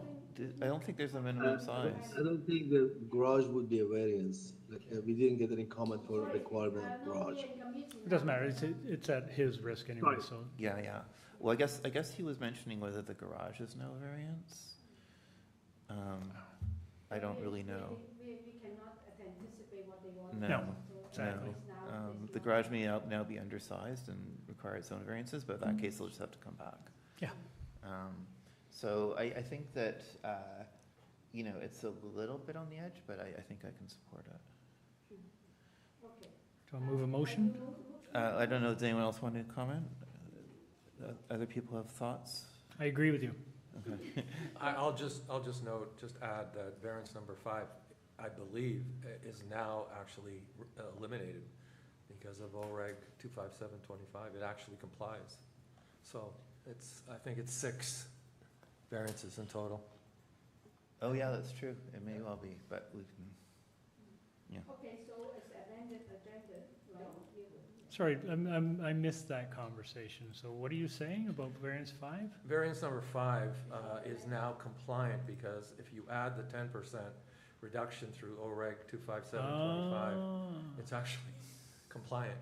So it should be eliminated, but I guess they haven't caught up. Zoning hasn't. Why don't we leave it in? Yeah, we'll leave it in just in case. We'll leave it in that way. Yeah, Yeah, that's a good point. Just in case that. Yeah.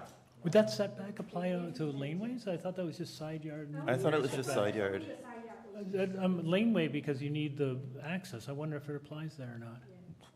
My understanding is as long as it says side yard setback. But this is a rear yard. And also against a laneway, I think that we should keep it. Yeah. Sorry. Anyway, it's now a 0.02 variance. It's pretty tiny. If no one else has comments, I'm happy to move a motion. Okay. And this, is there forestry? No, sorry. Okay, so I'll move a motion to approve these variances as revised. With, is there a? Community planning. Yeah, there's a community planning condition. Tied to site plan May 4th. No, but, revised site okay, plan. but the community planning condition, except that we tie it to the May 11th, Yes. not the May 4th, because Correct. they've changed it. Yeah, so community planning condition, but tie it to the May 11th and not the May 4th site plans. I think that's the only condition. Yeah. Through you, Madam Chair, is there a transportation review? It was Sorry. covered by the revision they made. Okay, Yeah. right? so we're good? I think we're Okay. good. And 1 second. Sure. The second, and all in favor of the amended agenda and also the conditions. All in favor, yes. Unanimous, yeah. Thank you. It's unanimously approved. And thank you, it's approved. And then the next item is item 23 is 56 BLOEM Avenue. This is to dwelling by constructing a complete second-story addition and the rear one-story addition, which is going to be a mudroom, and also to reconstruct the front porch and stairs.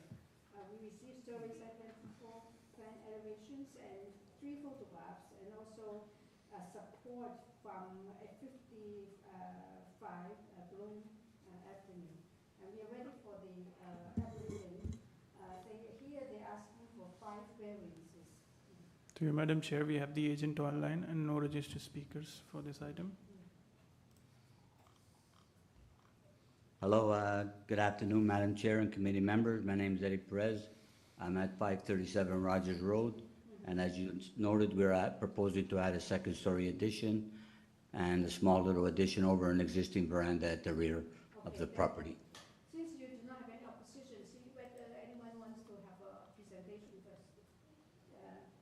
Anyone want a presentation, or do you have questions? No?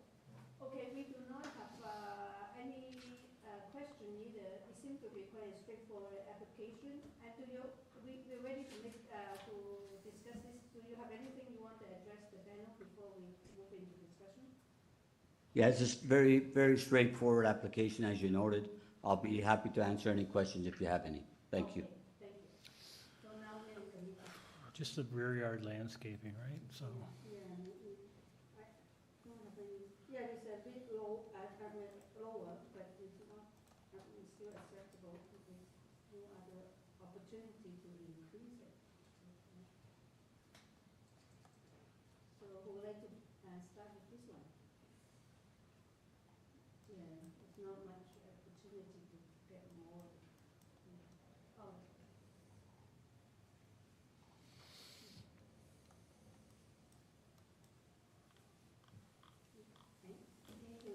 Are we going to ask about rear land?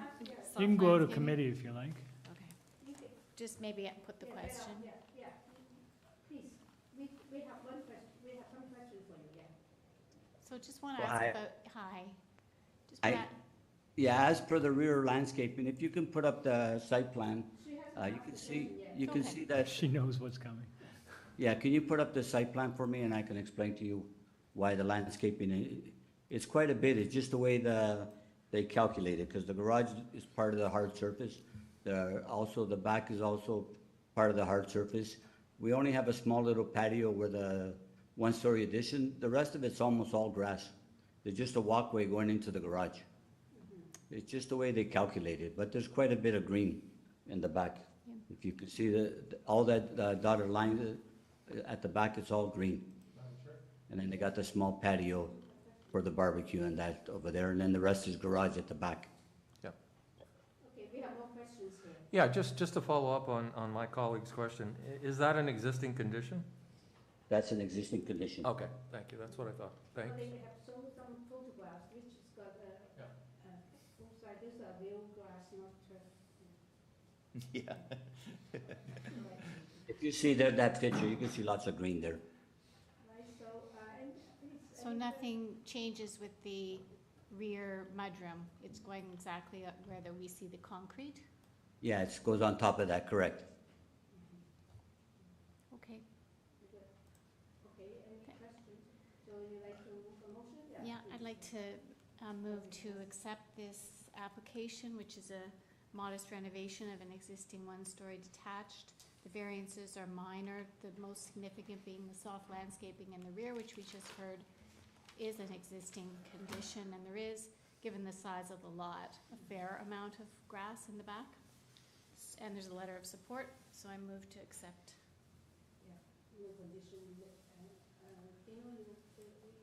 No, I'll second it. I'll basically add to that it's an existing, it reflects an existing condition, but the addition, especially the second story front one, fits the existing character of the street. There's many homes that are 2 stories in height and also reflects the existing build form. So I think the variances satisfy the 4 tests. Okay, so we have someone seconded with no condition. All in favor? All in favor, it's approved unanimously. Yeah. Thank you, it's approved. So we'll move on to 40 Grandview Avenue. This is to construct a new two and a half story detached dwelling with a front covered porch and a second story roof deck and a front third floor roof deck. And we have received a survey site plan, floor plan elevations, and revised site plans, and also revised a red line public notice, cover letter, and an arborist report, and comparable approvals and presentation material from agent. We also received comment from community planning and also urban forestry. We have concern or interest from 151 Hogger Avenue. And that's all the material we have received. They are seeking street variance only. Okay, thank you very much. Madam Chair, members of the committee, my name is Stéphane Leblanc. I'm the architect. The agent for the owner. Address is 18 Gloucester Lane, Suite 1, Toronto, Ontario. Do we have other speakers for this item? No. They only have a letter of concern on it, right? Here. So just wait. Thank you. Just wait. This is a red line notice, so maybe you could just talk about the revised variance.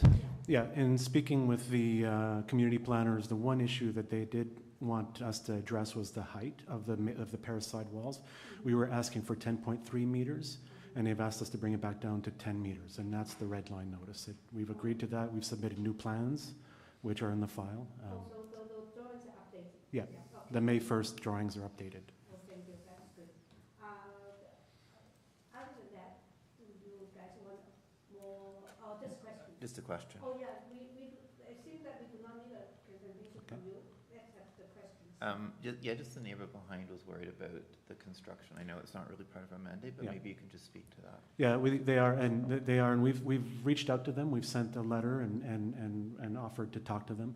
And we understand, my clients have lived there for 20 years, and they're very aware of, they're also affected by, there's a lot of construction on the street. Laneway access is tight, and a lot of these construction projects take up, for deliveries and things like that. So we will need to use the laneway access for construction, and they're right that the front street is going to be limited. We're doing very little excavation, so that's not a plan. So I think in terms of heavy machinery, we don't expect to need much, but deliveries will happen. And our strategy, we're talking to builders now who would be interested in this and coming up with a really good plan to deal with that and to make sure this lane is not obstructed as part of our approach. You use the rear yard for parking? We'd use the rear yard, and the owner is now talking to his neighbor and see if they can lease out their space in the rear yard to also supplement what's available for construction. So we'd actually relieve the burden from the laneway. Thank you very much. No, just the presentation material is very helpful. Thank you very much. Well done. Thank you. We in committee just mentioned that community planning have recommend conditions to tie to some of the drawings. Yeah. Elevations. So Yeah. you're okay with that? Yes. Yeah. Yes, please, Mr. Lee. Yeah, this is my neighborhood, so. Yeah, please, yeah. Anyway, I'm happy to move approval of this. I think it's great that they're using the existing foundations. So I mean, really, the footprint is not changing significantly. Thank you for making the adjustment for community planning. That's great. I think that this is overall a good project. I understand that the existing building was in bad shape and needs to be rebuilt. So I feel like this is a really thoughtful way of proceeding with that. So I'm happy to move approval of these variances. And also the variances are really minor except for the wall height, which really just reflects a more modern flat roof design. So I'm happy to move approval of these variances with forestry condition number 2 and with the planning condition, as amended. As amended, Yeah. the planning conditions. So all in favor for You that? need a second. Oh, sorry. I'll second.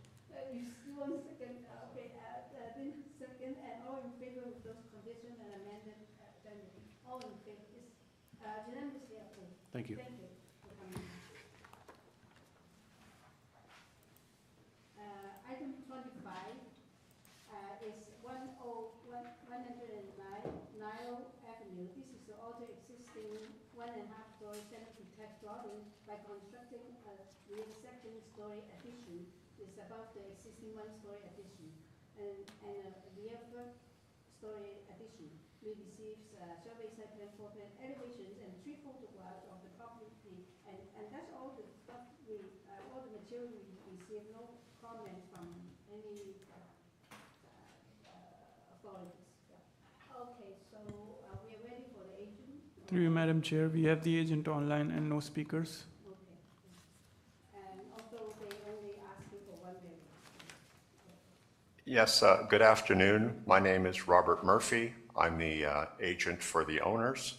Happy to answer any questions. 123 Pine Glen Road, Toronto. Thank you. I don't think we need a presentation from you unless someone disagrees. Our questions. We do not have any question either. Are we ready to discuss this? Do you have anything you want to address us before we do that? Okay, I guess no. So now we are in committee. Yeah, please. Yeah, please. Thank you, Madam Chair. Yeah, I'm prepared to move a motion supporting this application and granting the variances requested. It's only, variances, it's one variance. It's a modest addition, and it fits and respects the existing physical character of the neighborhood. There have been rear additions on this street, similar in size, and I don't see any undue impacts of a planning nature. So I'm prepared to move that motion. I don't see any conditions unless anyone corrects me, so I'll move that motion. Okay, very second, and all in favor, no conditions? All in favor, cool, thank you. Next item is item 26, is 85 MacDonell Avenue. Its purpose is to construct a new rear one-story semi-detached auxiliary building, which is like a greenhouse and storage shed, abutting the lot line and adjacent to the existing carport.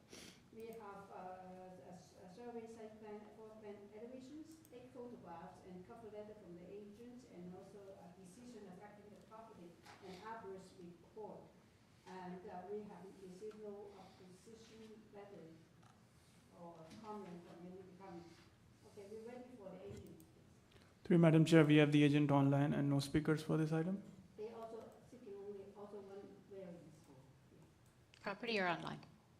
I didn't send you an email, so. Thank you. Can you give us your name and address, please?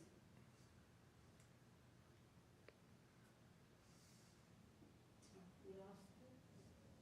Dear, did something happen? Oh, now we're back. So, yes, are you the agent or the applicant for? Oh, hello. Oh, okay. Can you hear me? Yes, we can hear you very well. Give us your name and address for record, please. My name is Gloria Apostolou. I'm the architect for 85 MACDONELL. Yeah, it seems that we do not have any oppositions, and it seems to be quite a straightforward application. So, we have questions? Yeah, right? some questions. We will not need a presentation from you, but we have some questions here. Please go ahead. Sure. Yeah, just to clarify, there's a little bit of a, so the application of, refers to an existing carport, but the plans and the photos show that the carport hasn't been built yet. But I'm assuming you're referring to an existing carport because the carport itself was approved in the previous decision? Is that correct? That is correct. That is Okay. correct, yes. Okay. Sorry, it was a little confusing. Absolutely, I understand, yeah. Yeah, okay, so my other question has to do with the soft landscaping patio. What is that? Soft landing, the softscaping there hasn't been confirmed in terms of material. We have engaged a stormwater consultant to help us with this, and we also will have a landscape person to help us with this. But we do intend to keep 50% soft landscaping.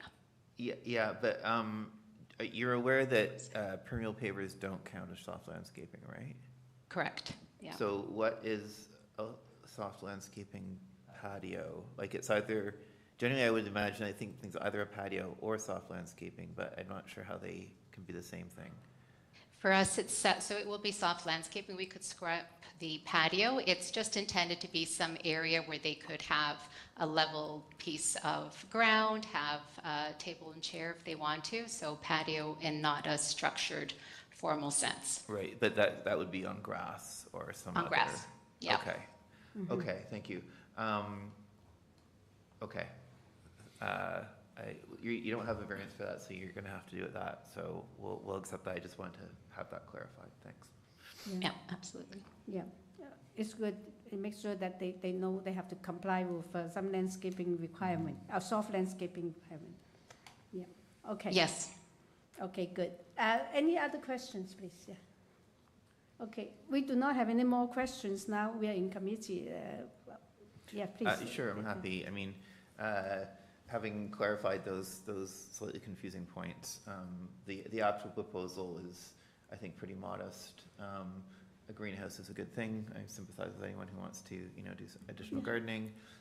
The shed will also, I think, be for gardening materials, and also that speaks, I hope, to a future where there's more interesting soft landscaping in the rear.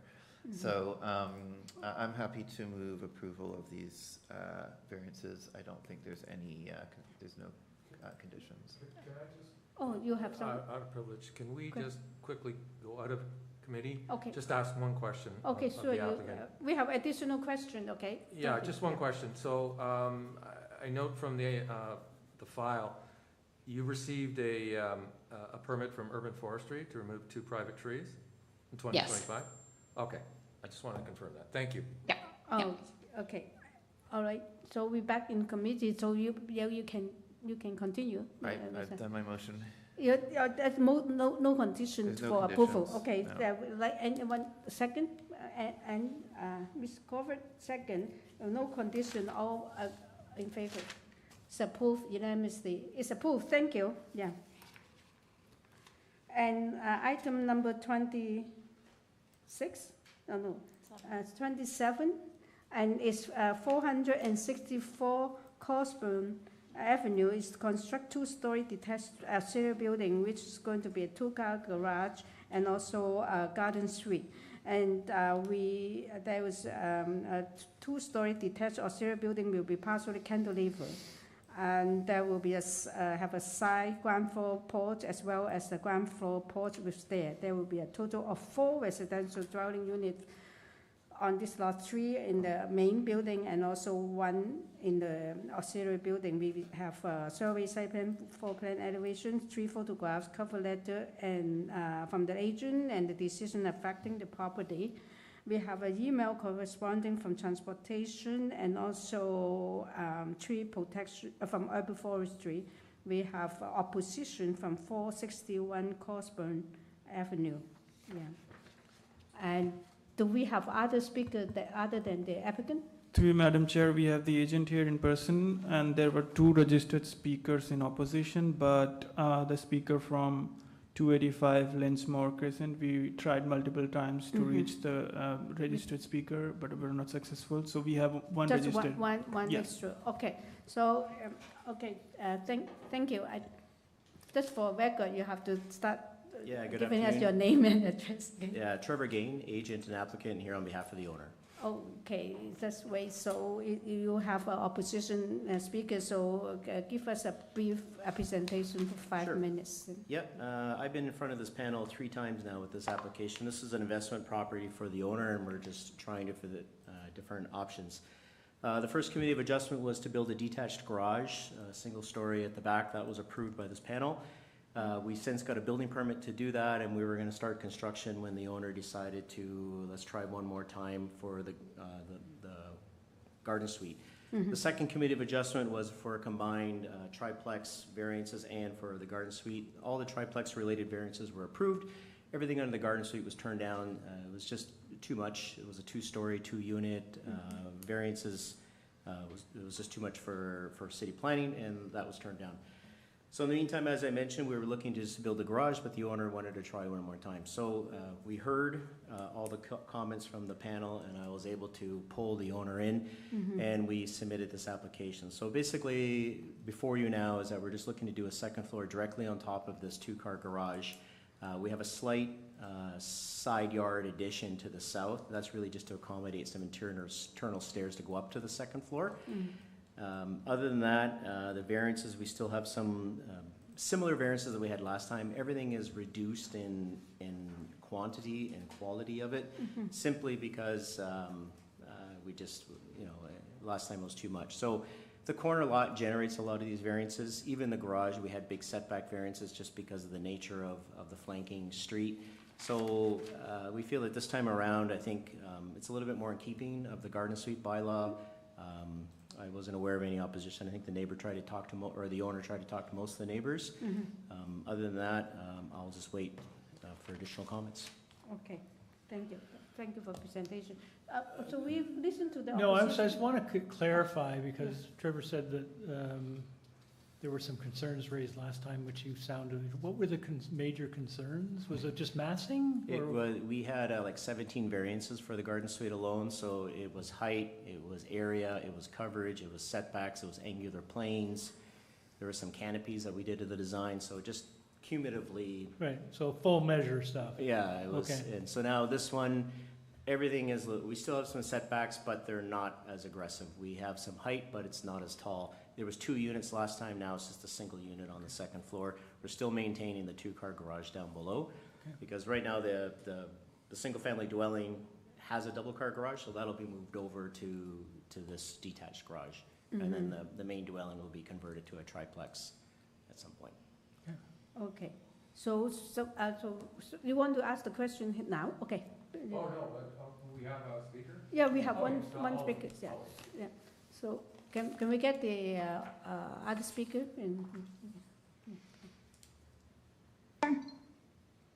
Hi there. Hi. Yes, Hi, we can can you hear hear you. We can hear you. Hi there. So my name is Gina Anastasio. I live at 283 Linsmore, which is abutting across from this address here, 464 Cosburn Avenue. Okay, on the east side. So basically, if you guys look at the plan here, I'm directly across from 284 Linsmore, which is at the end of this proposed property here. So I don't know if you guys have Google Maps to see where I am. Yes. We do. Okay, so I'm at 283 Linsmore. The other speaker that you were supposed to speak is my brother-in-law, my sister next door at 285 Linsmore. We do have a large family. We have 5 properties on this street, so not everyone can speak. People are at work and so forth, so this is why I'm talking. The existing dwelling is stated to have 3 apartments right now, so I'm just unclear because it says that the purpose of this application is to construct a new 2-story detached ancillary building with a 2-car garage on the 1st story and 1 garden suite on the 2nd story, abutting Linsmore. So if you see where my house is at 283 Linsmore, right, I'm next to the laneway, which is behind all these businesses on Cosburn. And 279 Cosburn is Sophie's Bar, which behind that is right next to my laneway of my property. So looking across the street, where this proposed plan is for 464 Cosburn, this new garage that they want to build, they have a makeshift temporary shed there now. I don't know if it's legal or illegal, anyhow, but it's directly across the street from my home. And so my concerns are, it says 3 apartments now. Are there 3 legal apartments now? Like, I know there's a basement apartment. I don't know if there's a fire separation. From what my understanding, there's 1 rental unit upstairs. So the existing dwelling is stated to have 3 apartments. We did not know there are 3 legal apartments in this unit. This is aggressive for a single family bungalow dwelling.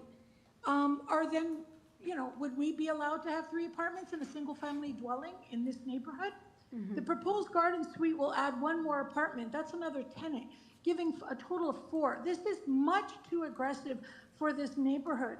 We must prioritize quality of our neighbors over profits. And this is the second time that the owners have attempted to overpopulate a single-family dwelling in a single-family dwelling bungalow neighborhood. If the owner is interested in the multiplex units, perhaps they should invest in apartment buildings instead of rolling the dice twice with the Committee of Adjustments to overcome several variances. In this instance, the agent just specifically said, Trevor Gain, that the owners have contacted the neighbors. That's a straight out lie. No neighbors have been contacted. And also, I think they have disregard for the people actually living on this street. Very stressful and unreasonable requests that will impact us living there, right? So where are these people going to park, first of all? Because we're ready, you know, Dieppe Park is right across the street. The safety, we have raccoons from the laneway, the garbage it's going to produce, and also what about the green space? Like if you see, this proposed new garage is right up to the border of 284, my neighbors across the street. Like, where is there any green space here, right? So there's a lot of points here. So I don't appreciate Trevor Gain saying that the neighbors were contacted, because not a single neighbor was notified about this. And we own 5 houses on this street. So, you know, would we be allowed to invest and make multi, you know, units in our single dwelling units that we have in our neighborhood? I think it's unfair. I think it's a bully proposed site plan, and it's too aggressive. It's too aggressive for this neighborhood. And parking alone, which we struggle because Sophie's Bar is at the corner at 279 Cosburn. And if you see on the plan, on the maps, 279 Cosburn, which is Sophie's Bar, which goes right to the back of the laneway, which is next to my home. Like, we already struggle with the parking as it is. And, you know, I pay taxes too. I can't even get one spot in front of my house because we're always, you know, overrun by the bar at the corner. So I think this is a bully proposed site plan. And again, this is the second attempt from the owner to try to roll the dice with the Committee of Adjustment to overcome several variances. Yes, thank you. Yeah, thank you very much. Your 5 minutes is up. So we will get the applicant to respond to your concerns for sure. Yeah. So any other speaker? Oh, no, right? Okay, so Mr. Trevor? Oh, Mr. Gain, sorry. It's okay. You have 5 minutes to address some of her concerns. Right. In terms of aggressiveness, 6 plexes are allowed throughout East York and through Toronto. Same with any 4-plex multiplexes. So it depends on the design. Currently, this is a single-family dwelling. We've got approval to put the triplex in. Just as an aside, the application back then is that the ground floor would be maintained as 1 dwelling, and we had 2 dwelling units in the basement, 1 bedrooms, and I think a 3-bedroom up top. So that was the proposal back then. You know, she's more than welcome to do her own multiplexes.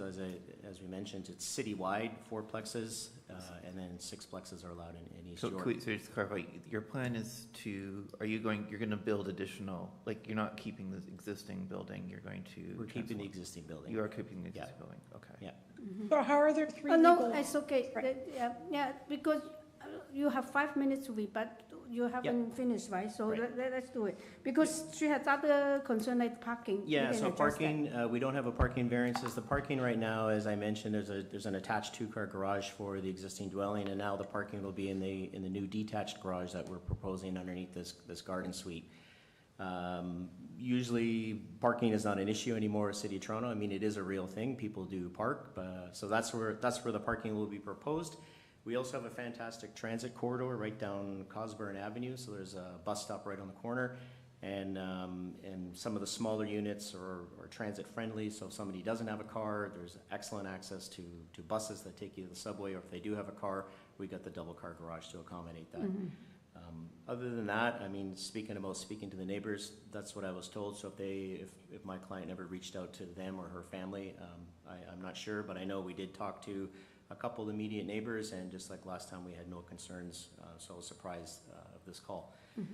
Other than that, I think I covered Yeah. the She main also points. has seemed to, I do not know whether confused or she's questioning how many units totally on the lot. Total units will be 4, so we had 3 in the main dwelling, 1 in the garden suite. Oh, and she also talked about greenscape. So the setbacks for the garage are what we got approved at the Committee of Adjustment last time. We do have a 2-foot landscaping strip around the perimeter of the garage. We do have a soft landscape variance, a minor one in the back, just because of some walkways and porches related to the main dwelling and to get into and out of the garden suite. But we have a corner lot, so we have a huge green space, and the existing double-car driveway attached to the house, that'll be converted back to soft. So I think net, we will be up quite a bit. It's just we need to look at the individual number in the backyard. We're short. Okay, thank you. So you finished that. We have our own questions to you. So now it's time, please. Thank you, Madam Chair.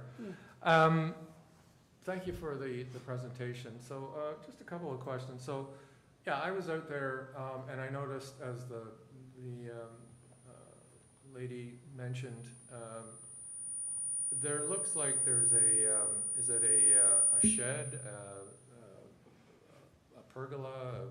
What is it? I think it's just a shed. It's just typical of homeowner that they just put this up to store stuff, similar to someone to go to Home Depot and put a shed in their backyard. That's coming down. Well, it doesn't look like it has many walls. Yeah, anyway. Yeah. Okay, great, so that's coming down. A question about the soft landscaping in the rear. So what's the separation distance between the existing garage of the main house and the garden suite? It'll be 6.27 meters. Okay, and you're asking for a height of 6.31, that's the variance, right? Right. If the separation distance was 7.5 meters, what height would you be permitted to have? The 6.3, I think it is. Right, okay. And finally, in terms of the site plan drawing, like I said, I was out there, and I don't think this drawing is accurate, because there are no dimensions for the boulevard along Linsmore, but it doesn't look that wide. I could be wrong, but... It's from our surveyor, so it's picked up. The problem with this application is how many times and what was proposed and what is being, so I like the rear porch that we're showing on the back of this building, and even the side porch, those are not built yet, but it was important to show it because it does affect the landscaping, it does affect the spatial separation. So there's kind of a, how do I show an existing site plan that doesn't have any of that, but that's not really the end product. So I was advised that we sort of need to show both of them. But 100%, that's right from we had it surveyed, and that boulevard and everything is. It looks off. It looks too wide. I think maybe what happened is that there's a big hedge. There's a hedge, yeah. Right, and that's right on the sidewalk, and maybe that's kind of throwing you off. Okay, and last question. You can confirm this is within a PMTSA. It's well served with public transit. It's within the COSBURN MTSA Ontario line, which allows increased density in these types of built forms. Yeah, and last time we mentioned, as the neighbor mentioned, we have the commercial right across the street, and then it goes residential on both sides and the park across. So I think it's a good lot for a garden suite. We kind of talked about this last time. Last time was just a little bit too aggressive, and this time I think it's pretty much in keeping. Unfortunately, variances are still needed, which is why we're here. Otherwise, mainly just the setbacks as well. The setback for the garage is the front yard setback of the neighboring house to the north, which is impractical. And we just went straight up on that garage that we got approved for. And last thing, you almost won the sweepstake for the last application. You didn't though, but that's okay. I would like to make the point that Mr. Gain often is the last guy here. Staff very kindly accommodated you, made sure you weren't last this time. Second last, thank you. Any other questions, please? Yeah, just a couple of we discussed the variance 5. It doesn't mention the distance, which usually those variances do mention the distance. Do you mind if we incorporate that? I think you said it was 6.3. 6.27 is right on the site plan. 6.27, yeah. Do you mind if we incorporate that into variance 5? Yes. Just to be explicit. Yep. Quick question, the bike parking's on the grass? It'll probably be in the garage, but if I show it in the garage, then it's not a parking space, and staff just told me to show 2 spots anywhere on the site, I and was that's where thought it might be sense to hung in the from garage, the garage. so, okay, Yeah. thanks, that was my question. Also, the access to the garage from you have a little porch there, I guess. Yeah, I was surprised that staff called it a porch. It's really just would be like pavers on grade, because we just walk right in. But you're expecting people to cross the grass to get there. Yeah, it's really just to get in and out of the garage, right? But the main walkway to get to the garden suite is that front walkway that comes up off of Linsmore. Okay. That one, we've got 2 risers to get up, and that's just because the riser count to get from grade up to the 2nd floor is like 16 risers. And because of the width of that existing garage, I would have to kick it in too much, so we thought, okay, let's just accommodate with some landscaping steps outside to get up faster. But it was called a porch, but it's not really a porch, it's really just gonna be landscaping steps. Okay, that was a clever solution. Okay, thank you. Those are the questions I have. While we're on the item of porches, so you're showing a porch off the rear. Is that, because you're a little short on landscaping, is that gonna be wood by any chance? There's in the previous, it was a walkout underneath, because that was one of the stairs that you're seeing right on the bottom. That's one of the accesses to the basement unit. Oh. So that would probably be a concrete porch, which is why we took the variance for the soft landscaping. Okay. Okay, I have one quick question. From transportation, they have no comment, they have no objection to your new proposed curb cut. But usually you're going to remove the existing one, right? That's correct. So usually they will ask you to restore it. Are you going to restore it, right? Yeah. They didn't ask, but, Yep, I mean, that's part of our garage committee of adjustment and the building permit is to close off that one. So it might have been it was in the previous. Yeah, and I mentioned we got permeable pavers, because that was actually your condition of approval last time, to put the permeable pavers, so. Thank you for remembering that. Thank you. Yeah, Okay, great. take the credit for sure. Thank you. Any other questions? All right, if no more questions, now we're in committee. Yes, Mr. Reed. Yeah, I'm happy to move a motion to approve this. I think it's a good solution. This is a good use of a corner lot. The garage is there already. The suite above it, the garden suite above it, I think is nicely designed. I think it's a really good use of the space. It provides extra housing in a really on a main street effectively, in an area that's slated for densification. So I think it's very much in line with what the city is looking for. So I move that we approve these variances with forestry condition number 3. As amended, thank you. Yes, as amended, which was my idea. So yes, as amended with forestry condition number 2. Yeah, okay. And also, we have a second to this motion. Ms. Corbett, yes, sorry, ma'am. All in favor? With amended application, all in favor? Unanimously approved. Thank you. Thank you. Thank you. Oh, thank you for coming. Okay, now we are on the last item. Are you not doing the last item? I just wondered. Okay, the last item is, item 28 is 53 Hunter Street. This is to alter the existing 2-story semi-detached dwelling by constructing a rear 2-story addition and a new rear first floor deck with stairs. We have a survey site plan, floor plan elevation, 6 photographs, and also cover letter from the agent. They are seeking one variance, and we are ready for the agent. Yeah. To you, Madam Chair, we have the agent online and no speakers for this item. We did that. Good afternoon. Can you hear me? Yes, we can hear you. Yeah. Sorry, Madam Chair, your microphone seems very low at this point. Okay. I think it's tired Now, from all yes. the hearings. Yes, I Been a turn long it day. off just to avoid the Okay. piercing echo. Okay, Yes. tell us your name and address, and we can just start there. Yes, my name is Nicolas Ruiz. I'm the owner of the property from 53 Hunter Street. And I believe maybe my wife is online as well, who's also, of course, the owner of the property at 53 Hunter Street. Yes. And you don't have any opposition anyway, so I do not think we need a presentation, but we might have questions. Yeah, you have a question, please. Really quick, thank you. Yeah. Thank you, Madam Chair, through you. I was confused that you said in the material that you submitted that there was an order to comply issued on this property. So you produced or you completed work before the permit was issued, is that correct? We, as being the main driver of the project, I did misinterpret the process, and we had applied for a building permit, which of course wasn't the first step of the process, as we came to find out.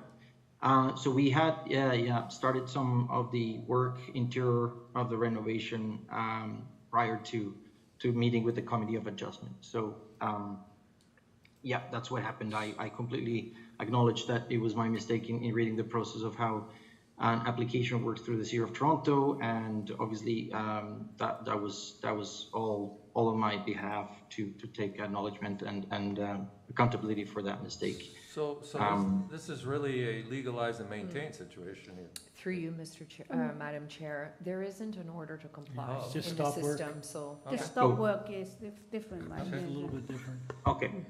Sorry. So did you have a contractor working for this, or did you do it yourself? No, we have a contractor. I'm doing when I say myself, is the application, the drawings, they're all being done by us, the owners. But we do have a contractor, a very good contractor by that. Yeah, so. well, I'm always surprised when a contractor undertakes work without a permit. I mean, they should know better. I appreciate that you're unfamiliarity with the process, but contractors typically know exactly how the process works. Yeah, no, we knew that we were starting, but we thought we were 2 weeks away from getting the proper permit, which was a complete mistake. Now looking back at that, of course, so we acknowledged that, and yeah, once we were told to stop work, so we have stopped work, and we are very keen on getting everything approved and getting back to site so that we can move back with our kids as soon as possible. So I appreciate the comments. Okay, thank you. That's any other questions? Okay, we have no more questions. Now we are in committee. Who want to pick this one? Dina won't do this one. I will. Okay, I think we all agree that we shouldn't see these kinds of applications where they proceed without the appropriate permits. I think I sense that the landowner was quite contrite, which isn't always necessarily the case either. And it is a reasonable application. The variances there's only one, and it's just FSI. So I don't think this one represents an egregious overlook of the rules, and there isn't really any major impact on the surrounding neighbors. So I think it's supportable. I'll move approval. Maybe we can put the standard for the record phrase. But I'll move approval, no conditions. Okay, any second? Yeah, Ms. Cover second, and no condition. Are all in favor to approve? All in favor, it's approved unanimously. Thank you. Oh, okay, that is 5:01. That adjourn our today's hearing. Thank you, everyone. Thank you, staff. Thank you, panel members. Thank you. Thank you. Yes. Please turn everything off. We'll shut down YouTube and WebEx. Turn off your